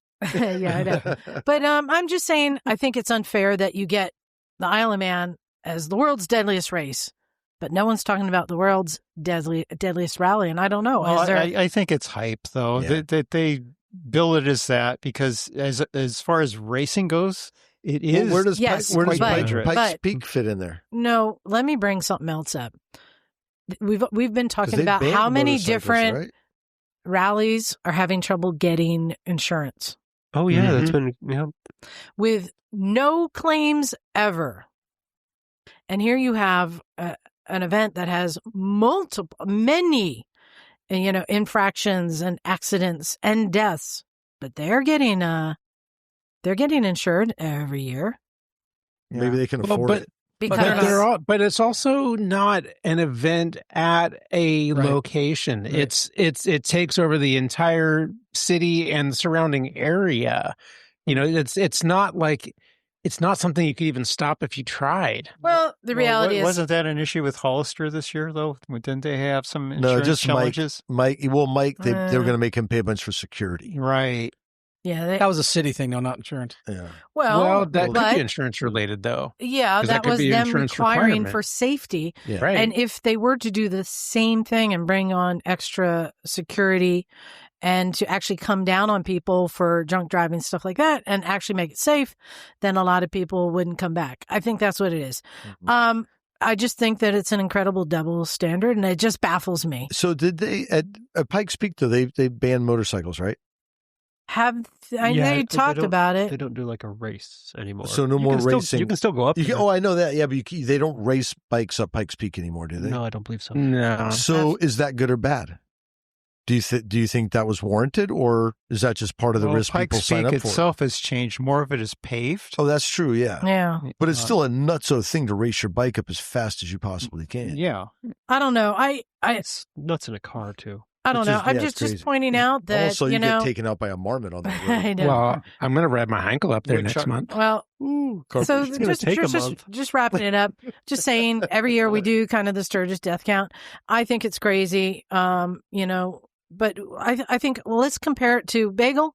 How many deaths and accidents were there at the Lammy Jammy? 0. Well, that How- doesn't sound like you're having any fun. How many babies got made? Yet to be determined. 0. So you want to give us a But, Lammy Jammy report? Please Oh, do. yeah. Man, yeah. Well, All right. let me see. I got Lisa, I my don't- Lambretta. wanker. Yes. well, let me start by saying we had an absolutely epic scooter rally for the Lambretta Jamboree, affectionately known as the Lammy Jammy, which is the the national rally of the Lambretta Club USA. Wait, which Lambretta did you take? I took my bastard Lambretta frame and put it in the show and put a sticker on it that said, please do not throw away. This is not trash. I assure you it will be picked up later. Is that to prove you belong there? Yeah, I Yeah. wanted to show it off. It's a unicorn of sorts. So, and it got some interesting looks. But there were over 200 bikes at the event. It was absolutely amazing. And just lots of people from all over the country and around the world. What's the newest Lambretta you could buy? Define Lambretta. I think that's the answer define right Lambretta. Well, because the Lambretta company closed, I think, in 1973. Okay. So if you were talking about an original Lambretta, that would have been the last time you could have bought one. However, Cerveta, which was a Spanish company, continued to produce them under license, until into the early 80s, I think, at least. And then Scooters India Limited continued to produce Lambrettas, after that into the 90s and 2000s, I think. And then Royal Alloy has based their design off of a vintage Lambretta frame. So, how do you define a Lambretta? I mean, there are Chinese scooters that have Lambretta names slapped on them and were sold here that, no self-respecting Lambretta enthusiast Sounds would like ever. you're just telling us right Right. now where that line is drawn. Yeah. It's all over the place Okay. with Lambretta. It's a mess. but the bikes and the people were absolutely top notch. The show was phenomenal. There were some amazing custom bikes, some really old Lambrettas too, including I believe a 1947 Model B Lambretta was the oldest one that was there. It was a really amazing turnout, and I'm just so thankful that everything went so well. I ended up doing support for a number of the rides, picked up one or two people along the way, but we had relatively few breakdowns, even which is amazing for Lambrettas because they kind of have a reputation for being a little cantankerous, kind of notoriously unreliable. But this is honestly, I think that's a testament to the strength of the Lambretta Club because there's so much value in bringing all of the resources together that are needed to maintain these machines and do it well. That now people are able to keep these machines running and go on rides and not have breakdowns left and right all day long. There's because the Lambrettas are kind of, I would say, the advanced vintage scooter to get into. Another way of saying the cantankerous. Yeah, they can be, but there's like lots of little tricks and tips that you need to learn to work on these bikes and keep them running well. So having this organization is absolutely a game changer. In the Lambretta world, because when I started in scootering 30 some years ago, there were Lambrettas around, but they were kind of rare, and the people who kept them running, just did it through sheer determination. And so when you saw Lambretta, it's like, ooh, it's a Lambretta that's actually running. Wow, that's kind of neat. But today, it's like the club has all these resources that are available. Knowledge is out there, and through that, companies are able to produce parts and keep their businesses going, keep things running, where now you have an aftermarket a parts supply for Lambrettas that is better than ever existed even when Lambretta was in business. It's really amazing to see what enthusiasts have been able to do with Lambrettas over just the last 10, 15 years. I am absolutely impressed, because these are really, they're quirky machines, but they're really cool. And the one of the coolest things about Lambrettas, I think, is that the performance aspect of them is that they they're so versatile in how much performance you can squeeze out of some of these engines. It's really cool to see what some people have done with them, and I've seen some of continue to those do. old two-strokes just whipping past people. Yeah. In fact, there was even somebody had a 2-cylinder Lambretta that was at the show, which is really, really cool. There was an experimental design that Lambretta came out with back in the 60s that they never went into production with, but people heard about it. And so people have kind of come up with their own version of that in years since as like a performance version. And it's pretty cool. That's Fascinating. Yeah. Well, cool.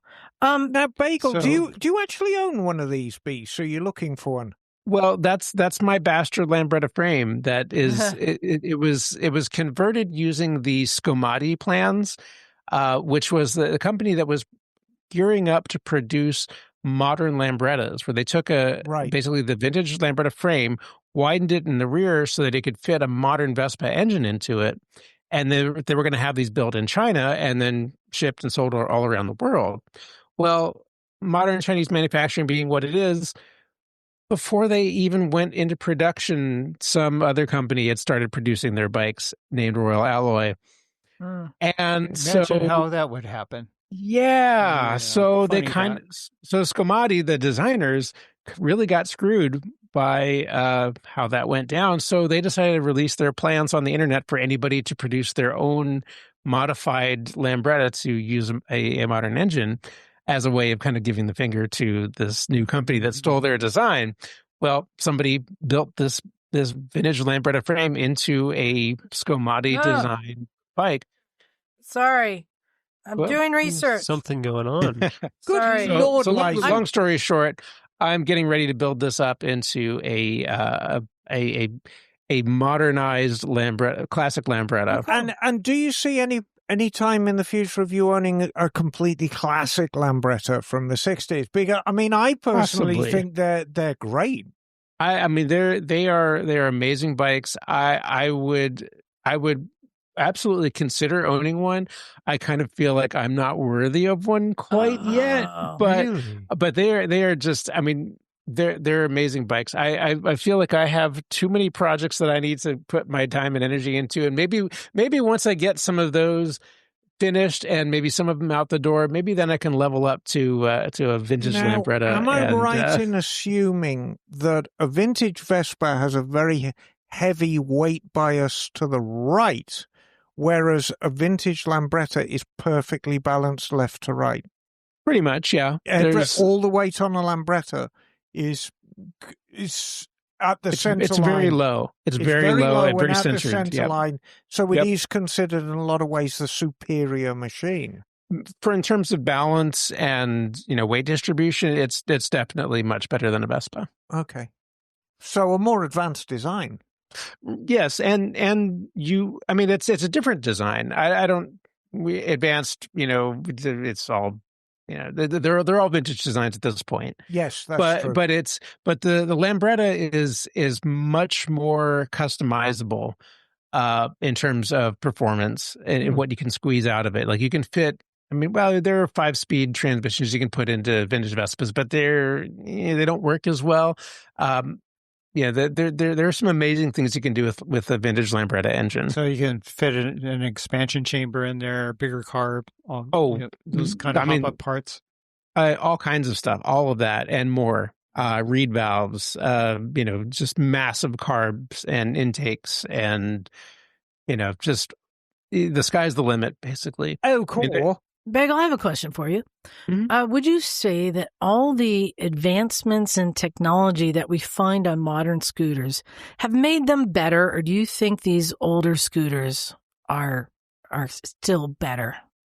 Well, they're different. I mean, I think in terms of reliability, dependability, absolutely all of these advancements in engineering have made modern scooters, you don't have to think about it. You push a button, you go. It's easy. It's reliable. I know the electrics are really primitive on older scooters, right? They can be, yeah. But with a vintage bike, you're always going to need to be tinkering with it. So, a vintage bike is more for somebody who wants to dig into it and get their hands dirty and play around with stuff, customize stuff, tinker with things, take care of the maintenance that it needs for that nostalgic feeling of a vintage bike.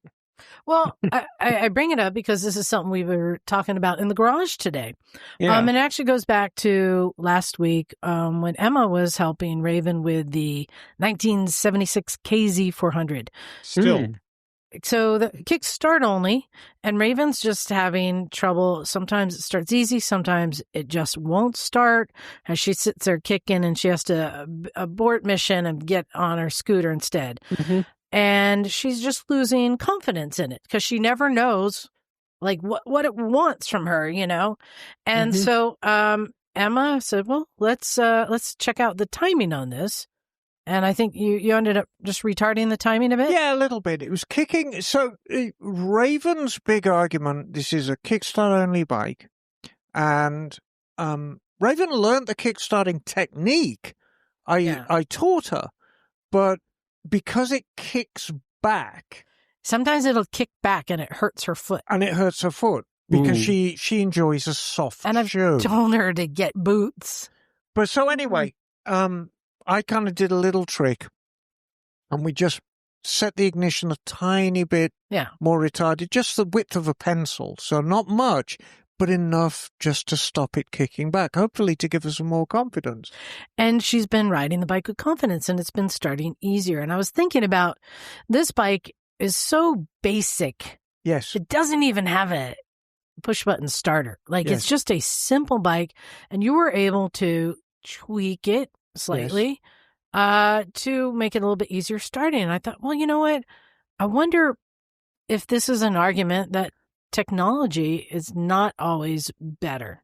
Sometimes something that's simple. It's an odd argument to have because, yes, I've got the knowledge to understand that if a bike's kicking back through the kickstart, I need to retard the ignition. Make no mistake, modern bikes are demonstrably better than older ones. We have to decide, and it's a very personal decision of how much technology we're comfortable with. And I think that is based a lot on your age. It's based a lot on your experience as a motorcyclist. It's based a lot on where you see yourself fitting into this big picture of motorcycling. There are a lot of factors, but I'm going to make a blanket statement that modern bikes are demonstrably better. But what I wanted to talk about are the times when they're not. Because there are situations and incidentals where sometimes just simpler. I mean, Scottie, you love a very simple bike. Everything is accessible. I'm very simple-minded. And mechanical. But still you bought a newer bike. I did, yeah. Yeah. I'm not... I still have thoughts about it, yeah. Yeah, and I think we're talking about like modern and newer and older, and it's really specific to each individual technology. Yeah. Like in the case with Raven, the technology we're talking about is one that I really love. I love having a push-button starter. Yeah. Right? I think probably most of us do. Sure. That's the technology. And yeah, there's tricks and techniques that you can get to make the non-electric start bikes work a little bit more reliably, maybe? Yeah, but I'd like to point out that there are, as electric bikes are being introduced more and more, there's a certain segment of the motorcycle culture that says, I want to have, I want to have a gas bike. I'm not going to do that. Right. And you get ones that like, I don't want, how many people didn't like my DCT? Like, I want to have a clutch. I want to be able to have that control. And even there are people who are like, I don't like the ABS. I like to have control over my brakes and be able to lock the wheel up if I need to and have a, shorter stopping distance. Yeah, it takes a little more control. Hang on. Nobody really thinks that locking the wheel makes the stopping in shorter dirt, anymore. In dirt, it sure does. That's a different thing. But I'm saying Usually you're breaking the back tire loose to back into a corner. That's the only time there you are people who have that better control who going want downhill. to have. Yeah, I think we're going on the wrong path here. No, but I'm saying it's longer stopping distance on a bike with ABS than it is On a dry road with 100% traction, ABS bikes take longer to stop. Right. With 100% traction. Compared to an expert rider with threshold braking. Yep. Yes. Yeah. Compared to the average rider, not so much. Yeah. We can all agree that the technology across the board is better for the broad width of riders. Right. So But this is a topic of conversation. I'm talking about deeply personal decisions. Yeah. I'm talking about the times where it's not. I just want to see how far back are you going, though? You're going to go back it just to depends. 1910? But that's why I want to ask, each of you, is there something that you prefer, just more basic and simple? I mean, I can say this was a turning point for me. And this is a weird one technology-wise. When the sport bikes came out, you could no longer reach the spark plugs easily. Yeah. You know what I mean? Well, and it just made it so much harder just to work on them when everything was packed in there. And it's like, this is getting harder and harder to work on. I liked it when they were easy to access everything. Well, pretty much any inline four, you got to pull the tank off. Yeah. To get to the spark plug. So you at least have to do that. And that's kind of a pain in the butt. It is. But even amongst modern bikes, there are some that are easier to work on than others. And I have firsthand experience with two examples. One is a Tenere 700, getting to the camshafts to check the valve clearance. That was an all-afternoon project when we were doing that because it was just hard to get things out of the way and maneuver this and jockey that just to get to even get to the spark plugs. It was hard getting that out. I'm going to just talk about it now. My V-Strom was much easier. There it is. Yeah. We need to get a sound effect. Drinking game every time he mentions his V-Strom. Yeah, that's like a half an hour to get to expose the cams and get to them. It's just that much easier design and with the thoughtfulness put into it. So even amongst modern bikes, there are some that are easier than others to service. Yeah, there's a weird thing about some of those, which it's not exactly like a newer technology or an older technology. It's just like it's different design. Technology. Exactly. And all of the MT series, even the 3s, are notoriously hard to work on. And in the past... When you say NT, what do you mean?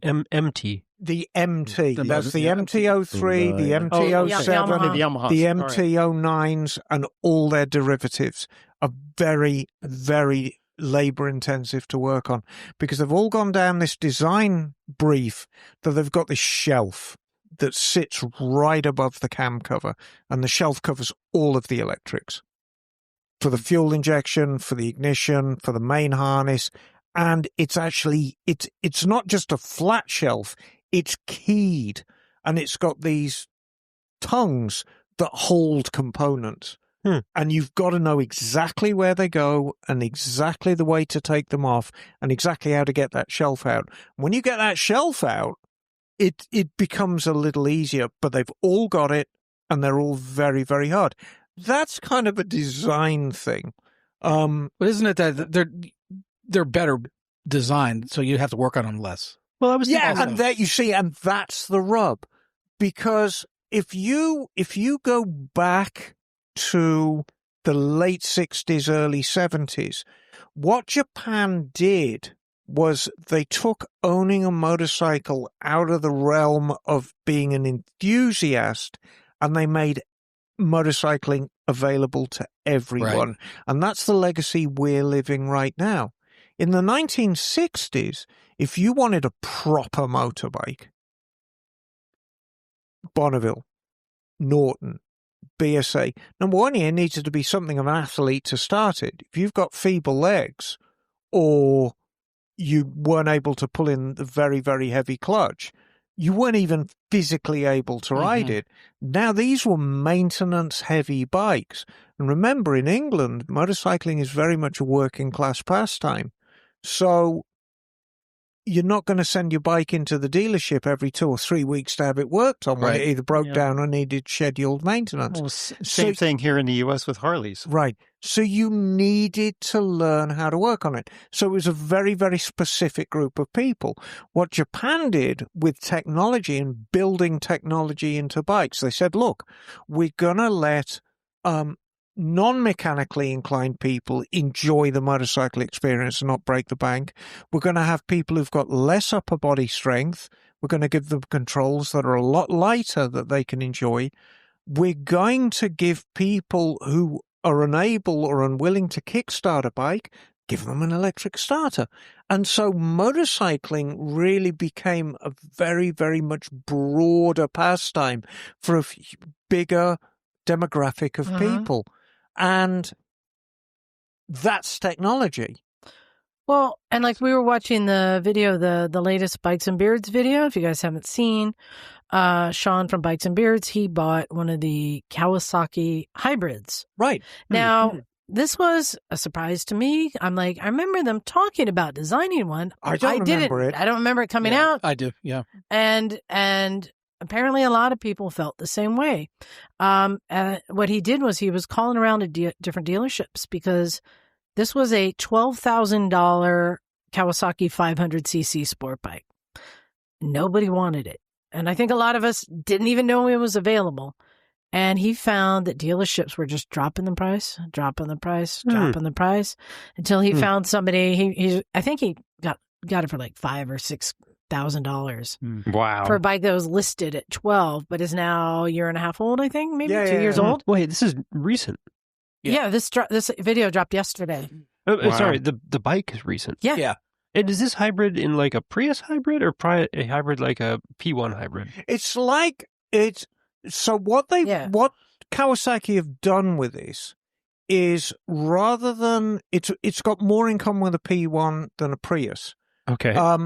The hybrid aspect is a performance gain rather than an economy gain. Thanks. That's what I was Well, it's looking both. for. So it's both. It's kind of both, It's but it's supposedly it's got the performance of a liter bike. it starts out Cool. Oh, electric, interesting. and then the motor kicks in, and then you're running on the gas motor until you need an electric boost for like passing cars, and you can hit a button for electric boost, and it gives you like 15 seconds of boost. It's Super cool. Yeah, its closest automotive relative is the McLaren. Yeah, Right, that or was like the the F1s. F1 cars, yeah. The Yeah. P1 is a McLaren, though. Yeah. Yeah, but that's its closest relative in terms of how it's set up is the P1. cool. So that's how they've set it up. They said, So okay, it's we're going to use a 500cc engine, but the ultimate goal is one liter bike performance. Liter by performance with half-liter Right. displacement. So there you go. That was the brief. But but I think this is a situation where the technology is so complicated, and just from him learning how to like ride it, it has no clutch or shifter. It's paddle shift and modes and da da da da Does da. it use a conventional transmission or is it a CVT type or? Don't know. Hmm. I'm guessing Or DCT. DCT. Yeah, it's Okay. Because if it's got paddles. Yeah, it's Yes. got paddles. So it's Well, got- you can fake gears with a CVT, like CVTs have Subaru paddles. does. No, too, it'll be- yeah. Yeah. Anyway, no, it'll be a I think this DCT. is a situation where there's so much technology, but nobody's asked for it. Nobody needed it, and it outpriced itself to where they just made something that I mean, But it now has- that I- didn't sell. It has to start somewhere. And the argument for that is 12 grand for a liter bike is actually quite reasonable. 12 grand for a 500cc bike No. is a lot. So you have to look at the end product. And I think if you pitched it as a liter bike with the running costs of a 500, that sounds might very have been compelling. yeah, it is quite compelling. What do you want me to do with this? It's yours. It's yours. Oh, it Hold is on to mine. it. Oh, good-o. Yeah. Anyhow, like I think it would be interesting if they did like a serial hybrid where the engine was series. Yeah, series hybrid like Yeah. the Chevy Volt, Mhm. that kind Yeah. kind of hybrid. Then you could get by with like a 100cc, 200cc engine, and then you have a 50 horsepower electric motor. And Right. that would be pretty compelling. Or 200 horsepower electric motor.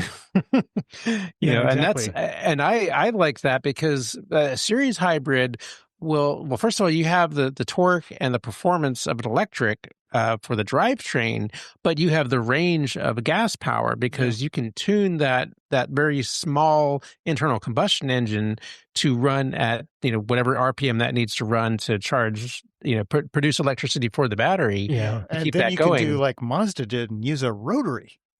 No, that's the You wrong could if technology. you they want did. to. In their new hybrid, they're using a small rotary engine. But Rotaries are so It problematic. works until it doesn't, though, until it loses oil. Exactly. Yeah. here we're getting into the crux of the matter. And unfortunately, like it or not, we as motorcyclists tend to be quite a reactionary bunch. And a lot of new technology is met with the death stare and the sign of the cross before we'll embrace it. And I was looking at when we were talking about this earlier, I looked at one of the motorcycles that was here, that Energica, and there's nothing for your left side to do. My Drink left coffee. side would get so bored. But No clutch, also, no gear shift. Exactly. Well, there's no shifter, no clutch. And like genuinely for most people, like that's just a lot easier. Like it's easier. If you're learning how to ride a motorcycle and you don't have to learn all that nonsense, It's that right, makes sense. but things to worry if something goes wrong with it, it's not easier to diagnose. That's Whereas true. on your bike, we were able to do this, then this, then this, and it's simple, and we could see it, and It Yeah, very true. it will change. In a lot of terms of technology, we are behind the curve in terms of what's going on in the automotive industry, especially in the supercar category. And I remember, I think probably 40 years ago, there was a very, very spirited conversation going on about transmissions in supercars. That's exactly where. Well, And you cannot have a supercar that's not a manual transmission. You simply can't. You have to be able to row through the gears. What is a Ferrari without a gated transmission? And now every supercar on the road is automatic. Well, you can Paddle you can shifters. thank Porsche Yeah. for that, for developing the dual clutch, the But- PDK. and that's the same Everything. thing as when we're talking And about motorcycles. that was derived from racing technology. Yeah. But nevertheless, the arguments now become defunct because now if you want a manual supercar, you really have to hunt for it. The norm has become the automatic. And so, I mean, it will change. But pulling back from supercars and exotic race bikes and things to something that reasonable people would just want to enjoy as their normal motorcycle, and drawing that same parallel back to automotive, like reasonable people who just want to go places rarely have manual transmissions. right, exactly. Yeah. And so that argument, the DCT is perfect. And yet I think the problem as I see with the DCT is it does require a bit of real estate. And the problem is It adds weight. it adds weight, so you need a certain size of motorcycle for it to work. Now, if you can compact it down, so now you can start introducing DCT on very small motorcycles and make very small economical motorcycles a lot more efficient by, instead of having a sort of woeful CVT or a 2 or 3 speed semi-automatic, you could put a proper DCT on it and make these incredibly economical, very easy to ride DCT scooters, small motorcycles. Most scooters are already, CVTs. Yeah. So Anyway, But a DCT scooter, that would be something quite interesting, I feel, because now you've got all that space efficiency of a scooter, you've got the aerodynamic efficiency of a scooter. You could theoretically have like 250, 300cc scooters that can easily do 100 miles an hour. Easily. Well, Honda kind of splits the difference. They have this auto clutch system on the CB650. oh yeah, the new thing. Yeah, but that's a big bike. That's a physically, you need to be something of an. Parallel twin. It's not that I'm big. talking about very, very small machines. Small, like a 100 cc's. Yeah, exactly. Yeah. A 125, something that, a complete novice or somebody who's not even into motorcycles. It's just entirely driven by economy and ease of use, can walk into a showroom and say, look, I want this thing. I need to save fuel. I want to be able to ride this thing. Something that a child could ride. It's so easy. So well, just remember, the PW50 hasn't changed in how many decades? well, it's a 4-stroke now, I believe. Finally. Fine. Took its Well, time. You know what? I'd like to hear from other people if they think that there's any technology that gets in the way, and I they mean, like you know, like harken it to or a time hate when it. it's simpler. You know, it's I mean, I'm riding a 30 how many year old superbike, but that's my happy place. That's a very, very personal decision based on my skill level, my age, and everything. It's going to be different for everybody. You've just got to pick the technology that you're comfortable with, and that's your Wonderwall. Well, the issue with electric bikes as they stand today is range. Yeah. And it has been for a while. And I think doing a range extended hybrid architecture, a serial hybrid, is a way out of that. Yeah. Yeah, if you're going to do a hybrid, that I personally think that's what makes most sense. Very good. Email time. All right. I have one from Sammy Hagar. Hey, Sam. Hey, Sam. Can't Yeah. drive 55. He can't drive 55. The red rocker. None Hey, of must us, get none that of a us lot. can do 55 either. So I said, Dylan Dear just Misfits, sucked after that. the discussion of retro nostalgic bikes last week got me thinking.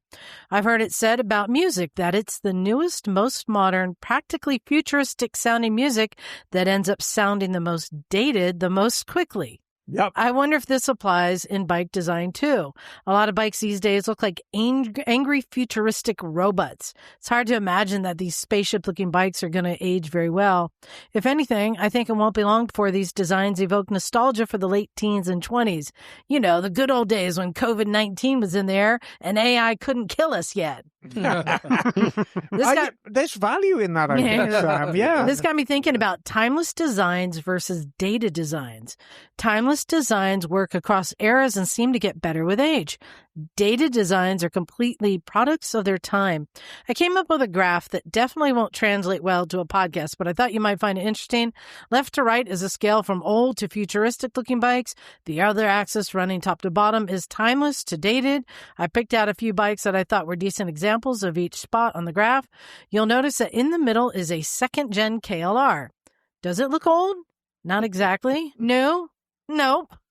Is it aging like a fine wine? No. Does it scream out 2008? No. It's a motorcycle, and not much else can be said about it. Funnily enough, I think another bike that fits in the middle is a Briton. Doesn't exactly look old or new, and it doesn't seem to be getting better or worse with time. It's a motorcycle, and that's about all I can be sure of. Anyways, I had fun with this, and I hope you find it a little interesting. Even if you don't mention it on the podcast, y'all are a bunch of twits. With love, Sam. And sent us a whole graph thing. Thanks, So Sammy. I think that Britain is a horrible example because it's then there's fighting 100%. But No, listen. No, it's a beautiful was insulted motorcycle by the twat because comment. it's 100% form follows function. But I wanted to bring Right. up, I sent you all a text right before this that had a couple links. And one of them is to the just new announced Triumph 400 Thruxton. The Thrucker. Did you see this? Interestingly enough, after we did this on Retro, there were two new retro bikes announced this week. One being the Triumph Thruxton, which to me hails back to like the GB500, like the Cafe Racer, never dies. Well, the fairing makes it, right? Yeah. Looks great. Good looking bike. And I already know that 400 is a great motor. Cool looking bike. And did you see what the other one is? Oh, it's so sexy, that other one. Emma, have you seen it? CB1000F. Well, it looks like Oh. a ripper. Now, does that look like a modern retro? It's reminiscent of, I would say, not retro. Yeah, and I mean, it occupies its own space. It's a nice looking bike. What they've done is they've taken a very, very modern bike and put a very old fashioned paint job on it. And it works in this case. I think there's more than just paint there. That's a new bodywork situation. Yeah, but there's I think rounded the lines. exhaust pipe, they didn't get it right. But it's the same CB1000 You don't like it? I think engine. it's awesome.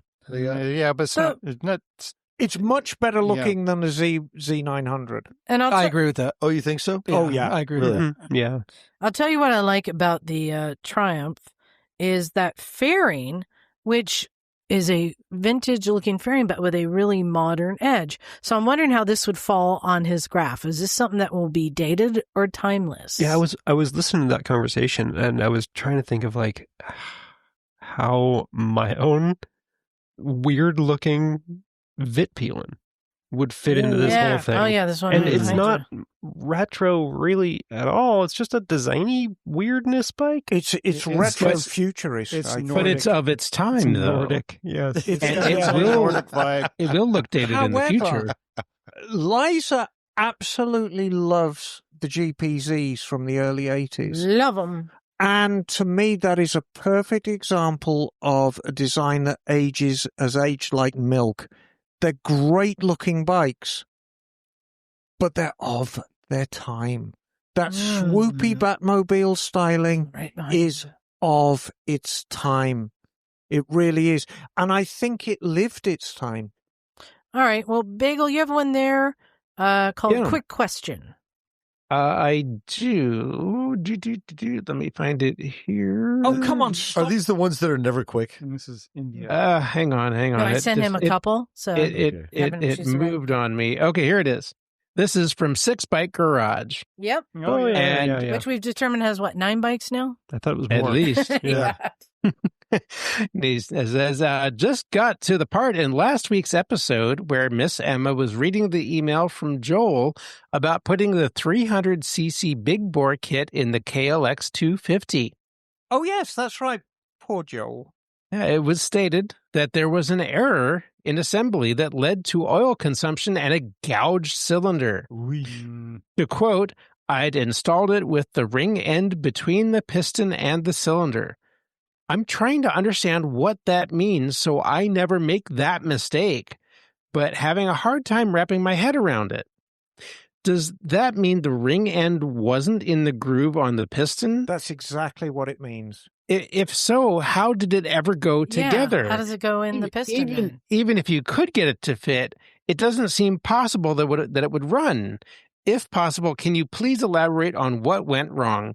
Greatly appreciated, Jason in Seattle, Six Bike Garage. So, Jason in Seattle, this is a peculiarity with multi-piece oil control rings. And oil control rings come in 2 flavors. So, when you're presented with a piston with piston rings, you have a top compression ring, you have a second compression ring, which is your backup, and then you have the oil control ring. Some race applications just have a compression ring and an oil control ring. The oil control ring itself comes in 2 flavors. Flavor number 1 is a 1-piece, and it basically spans just like a compression ring. The second is a 3-piece design.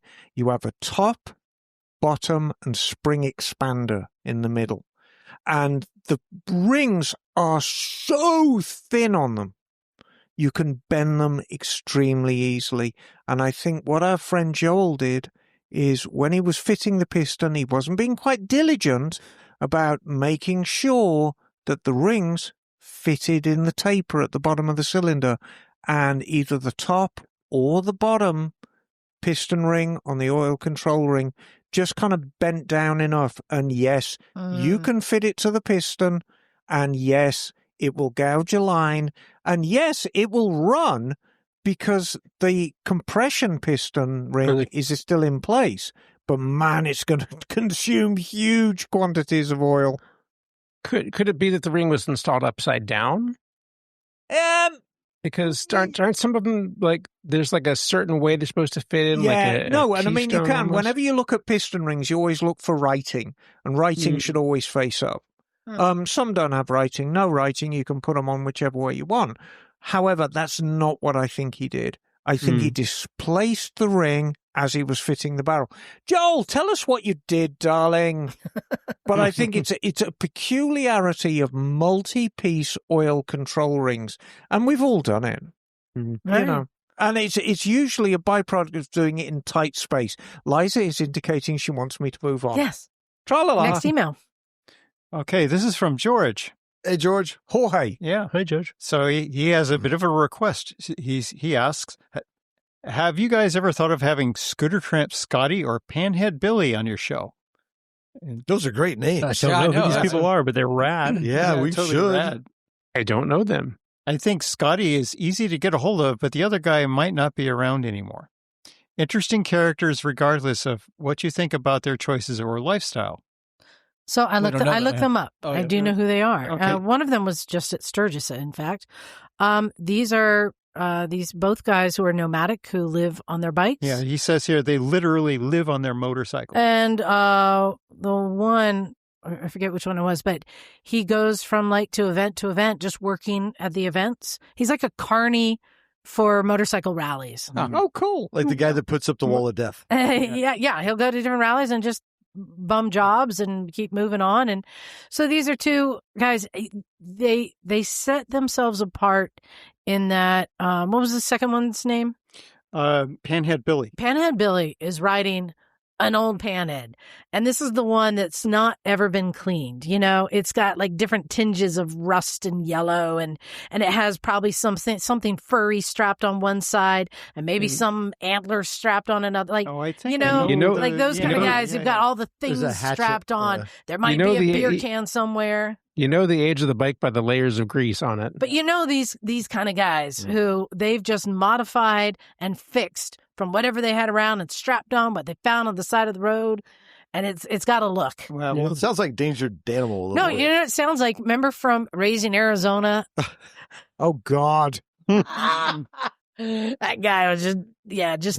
but no, interesting characters. So yeah. what does he mean by so he says real bikers, in my opinion, who will probably fail Liza's biker test. Are you a real biker test? Yeah. Well, my real biker test asks a lot of things that are outside of just the Harley riding community to say, are you a real biker? Meaning you've done many things, like ridden the dirt and ridden on a racetrack and, you know, gone to MotoGP, that people who are kind of squirreled into one community don't pass the real biker test. Well, I like that, you know, with the way Moto America is being run and the new series that they have that are American V-twin centric.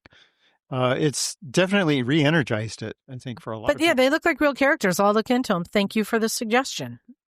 Oh, it's me. Yeah. Oh, fantastic. This is from Michael This is a Dawn. good one. Hi, Misfits. It's Mike D. Hey, Mike. Mike D from Mike D. Southern California. D is for dangerous. You can Yeah. get some of this. D is demonstrable. Ooh. A funny thing happened to me at Sturgis 2015. 2025.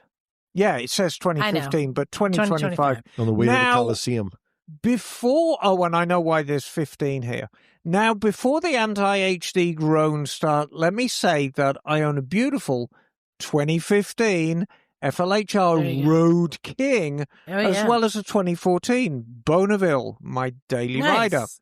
My D-1 Formula motorcycle ownership is equal to 2. However, I'm working on it, but I digress. Working on the divorce or the... Back to Sturgis. As I strolled through the leather and chrome and countless vendors, my peripheral vision caught a rather curious sight. A rather nicely decorated vendor booth, and noticeably lacking the colour black or chrome or skulls, stood a rather casually dressed young man holding up a piece of cardboard with, "Hi, I write children's books about motorcycles." Oh. I think it's like a spare change sign. But Yeah. Rather crudely written with a black Sharpie marker. I approached him, and he was none other than Mark Augustin, Hey, Mark. co-author of Mimi and Moto children's books. Yeah. I mentioned that I had heard of his books through M&M podcast, and he, Mark, had nothing but good things to say about Liza and the Misfit Gang support I for paid his him books. well.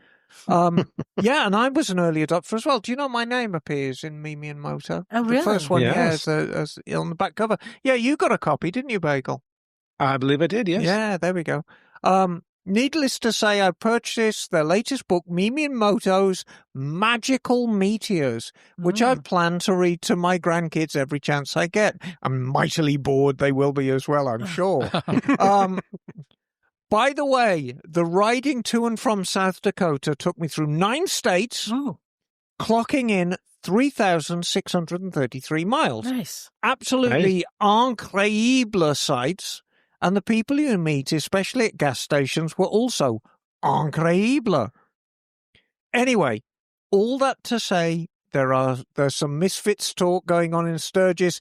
Peace and motos. Mike D. He attached photos and Yes. nice That's photos. They There's are a photo I gave that I thought you'd like, Emma. Yeah, look at that. Mimi and Moto, the little monkeys. He's They're holding up the Mimi Moto book. They're at Sturgis. cheeky monkeys. cheeky They are. They are a monkey. cheeky monkey. Awesome. Very Very good. nice. Thanks for letting us know. Yeah, Mike D. Appreciate it. Yeah, I've got one here. This is from Brooksifer. Brooksifer? Like, Brooksifer. okay. That's what it says. Hi, guys. Long-time listener, first-time emailer. Ooh. Hope all is well. I'm sending this regarding an interaction I had recently while driving my work truck, which happens to be a 2013 Ford Ranger. I was driving home from the job site. It's a slow truck, especially with a loaded rack and a bed full of tools, so I stick to the back roads whenever possible. I currently live in the rural West Sonoma County, a couple hours north of you guys, so you probably know some of the roads I use. I live in the area of Occidental, Bodega, Sebastopol, and Freestone. And for those folks who aren't familiar with this area, Nice area. it is gorgeous. Yep. There is nothing but back roads. Everywhere you want to go, you have to take a back road to get Well, there. one of those is where they film the birds or where it's Right. set. Bodega Bay? Yeah. Yeah.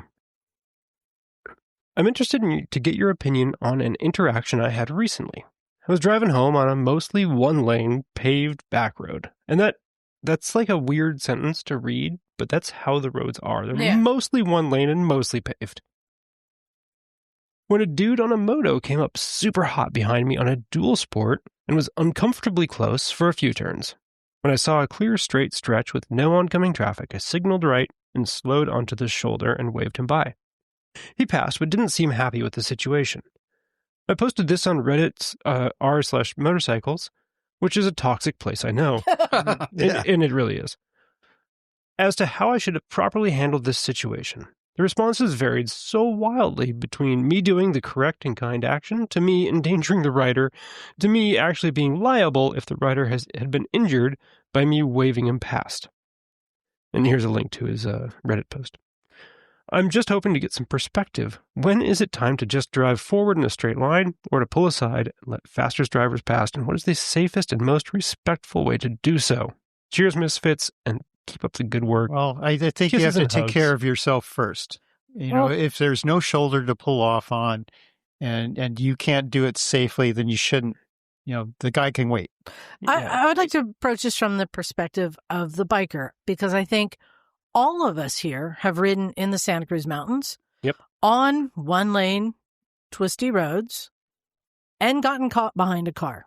Yep. Very common. We've all done it, right? Mhm. So when that happens, and I know personally, I do get up close to the car just so I'm waiting for an opportunity to pass, because sometimes there might be a long curve with a good sight line, even though you're not supposed to pass. But you know your bike. Is this when- like with a but headlight then I've modulator, seen- like a cop? Yeah, but then I've also seen where the cars are freaking out, like you're so close to them. Like, I'm not pushing them. I'm just waiting, Right. waiting for an opportunity.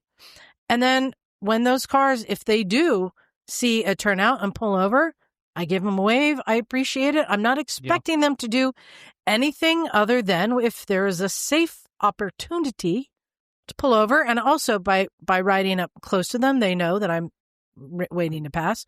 And I have no judgment of them other than thank you for letting me go by.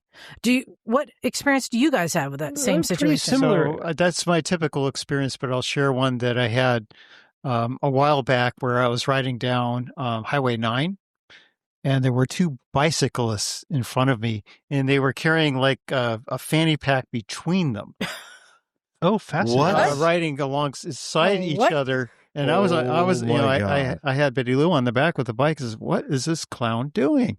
Or these two clowns together?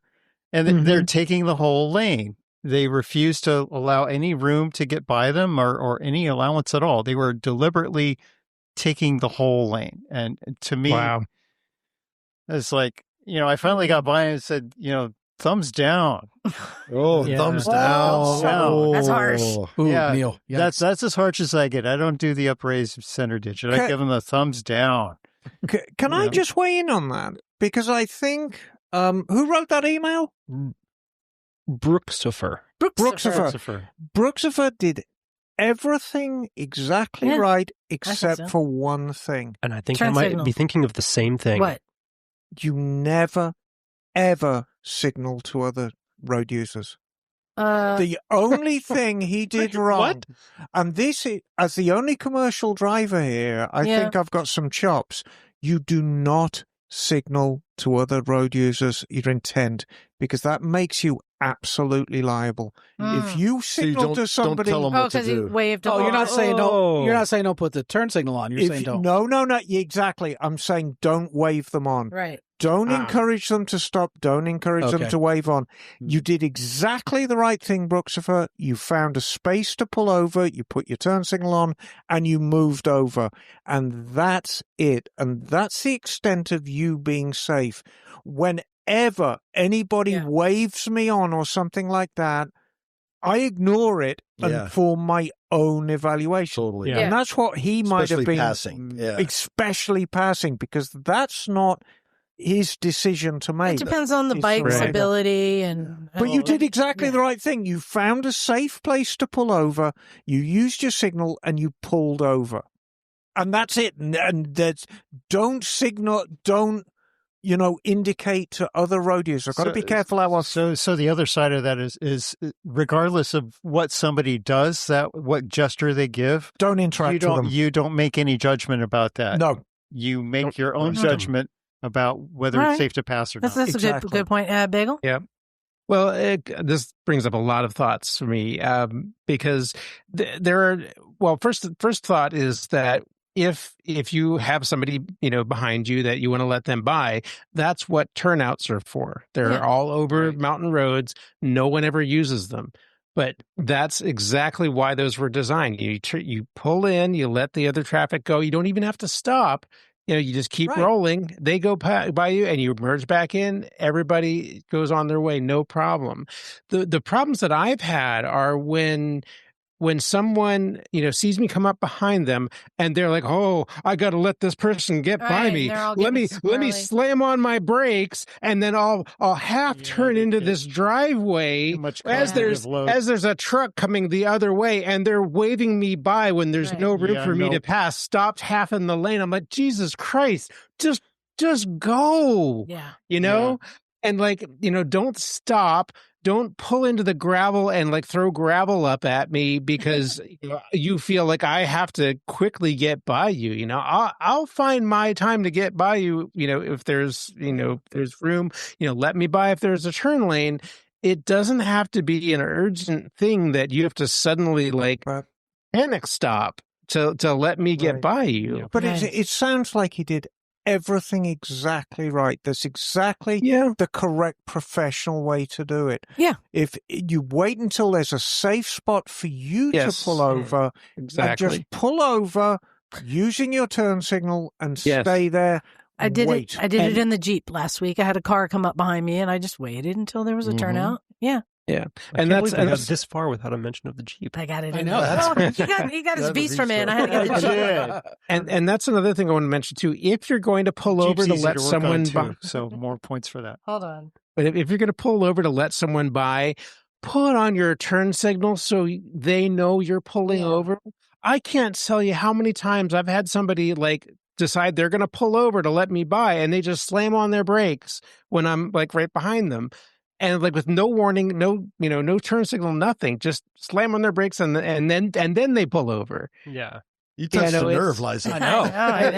It's really disconcerting, Yeah. All right, we got time for one more. All right. Well, and lastly, I'll say from a motorcyclist perspective, it's a great chance if you're stuck behind traffic. Enjoy the scenery. You don't own a motorcycle, just enjoy the cruise. Well, I've had times where people are waving me on. I'm like, I'm good. I'm just hanging back here. Yeah, I'm good. All right, cool. This is from our dear friend, Streamliner Alan. Hey, told you he'd come up again. Alan, yes. First, keep up the great work on the podcast. Will do, sir. Regarding podcast 634 about smaller motorcycles going the distance, you know where this is going with Alan. I've had good luck with the early generation Ninja 250s. One of my Ninja 250 motorcycles lasted 105,000 miles before the engine blew up. The failure was a rocker arm snapping in half and pieces going through the valve train. This broken rocker arm took out the valves and one piston. Okay. 100,000 miles, though. Before the Ninja finally blew, I noticed that the cam chain was really stretching. I planned to replace it following winter season, but that didn't happen. Yeah. The early years on my Ninja 250, I used it on multiple coast-to-coast trips. I later streamlined it for the Vetter motorcycle fuel economy competitions around the country. I put tens of thousands of miles on other Ninja 250s. Many of us have seen his record-setting Vetter bikes. Those early generation Ninja 250s had a larger gas tank and comfortable seat. It was a perfect starter for a long-distance motorbike on trips or the racetrack. Cheers, Streamliner Alan. Wow. Yeah. I have some other news. He's, so I'm going to Bonneville in a couple of weeks, and Jim will be joining me. I'm going to meet you out there. Right. And Alan is the announcer. Yeah, I didn't know he announced I didn't know it. he's the Wow. announcer. That's awesome. Cool, Yeah. cool. Yeah, and then Edwin, who comes by on his Energica, he's Yeah, also out there working like mile marker 3 or something Yeah. like that. So we're gonna have buddies out there. It'll be a hoot It'll be great and hot. Yeah. So there you go. What do we want to ask people to email us about this time, Emma? That's a very good question. I mean, technology on bikes is always a... Yeah, you know what? I want to hear from the curmudgeons that hate technology. Well, no, I want to hear from everyone. Has technology saved your ass? Well, I know it has, Sure. because every time you've negotiated a corner with radial tires and every time you've braked to avoid a car and missed it because you've got decent floating brakes, technology has helped you. But something that you can really demonstrate in an email, like, yes, ABS saved my ass, traction control saved my ass, or, just this bike handled or braked so well. I have no doubt, had I been on an older machine. So tell us about your Code Brown moment where technology made the difference. Right.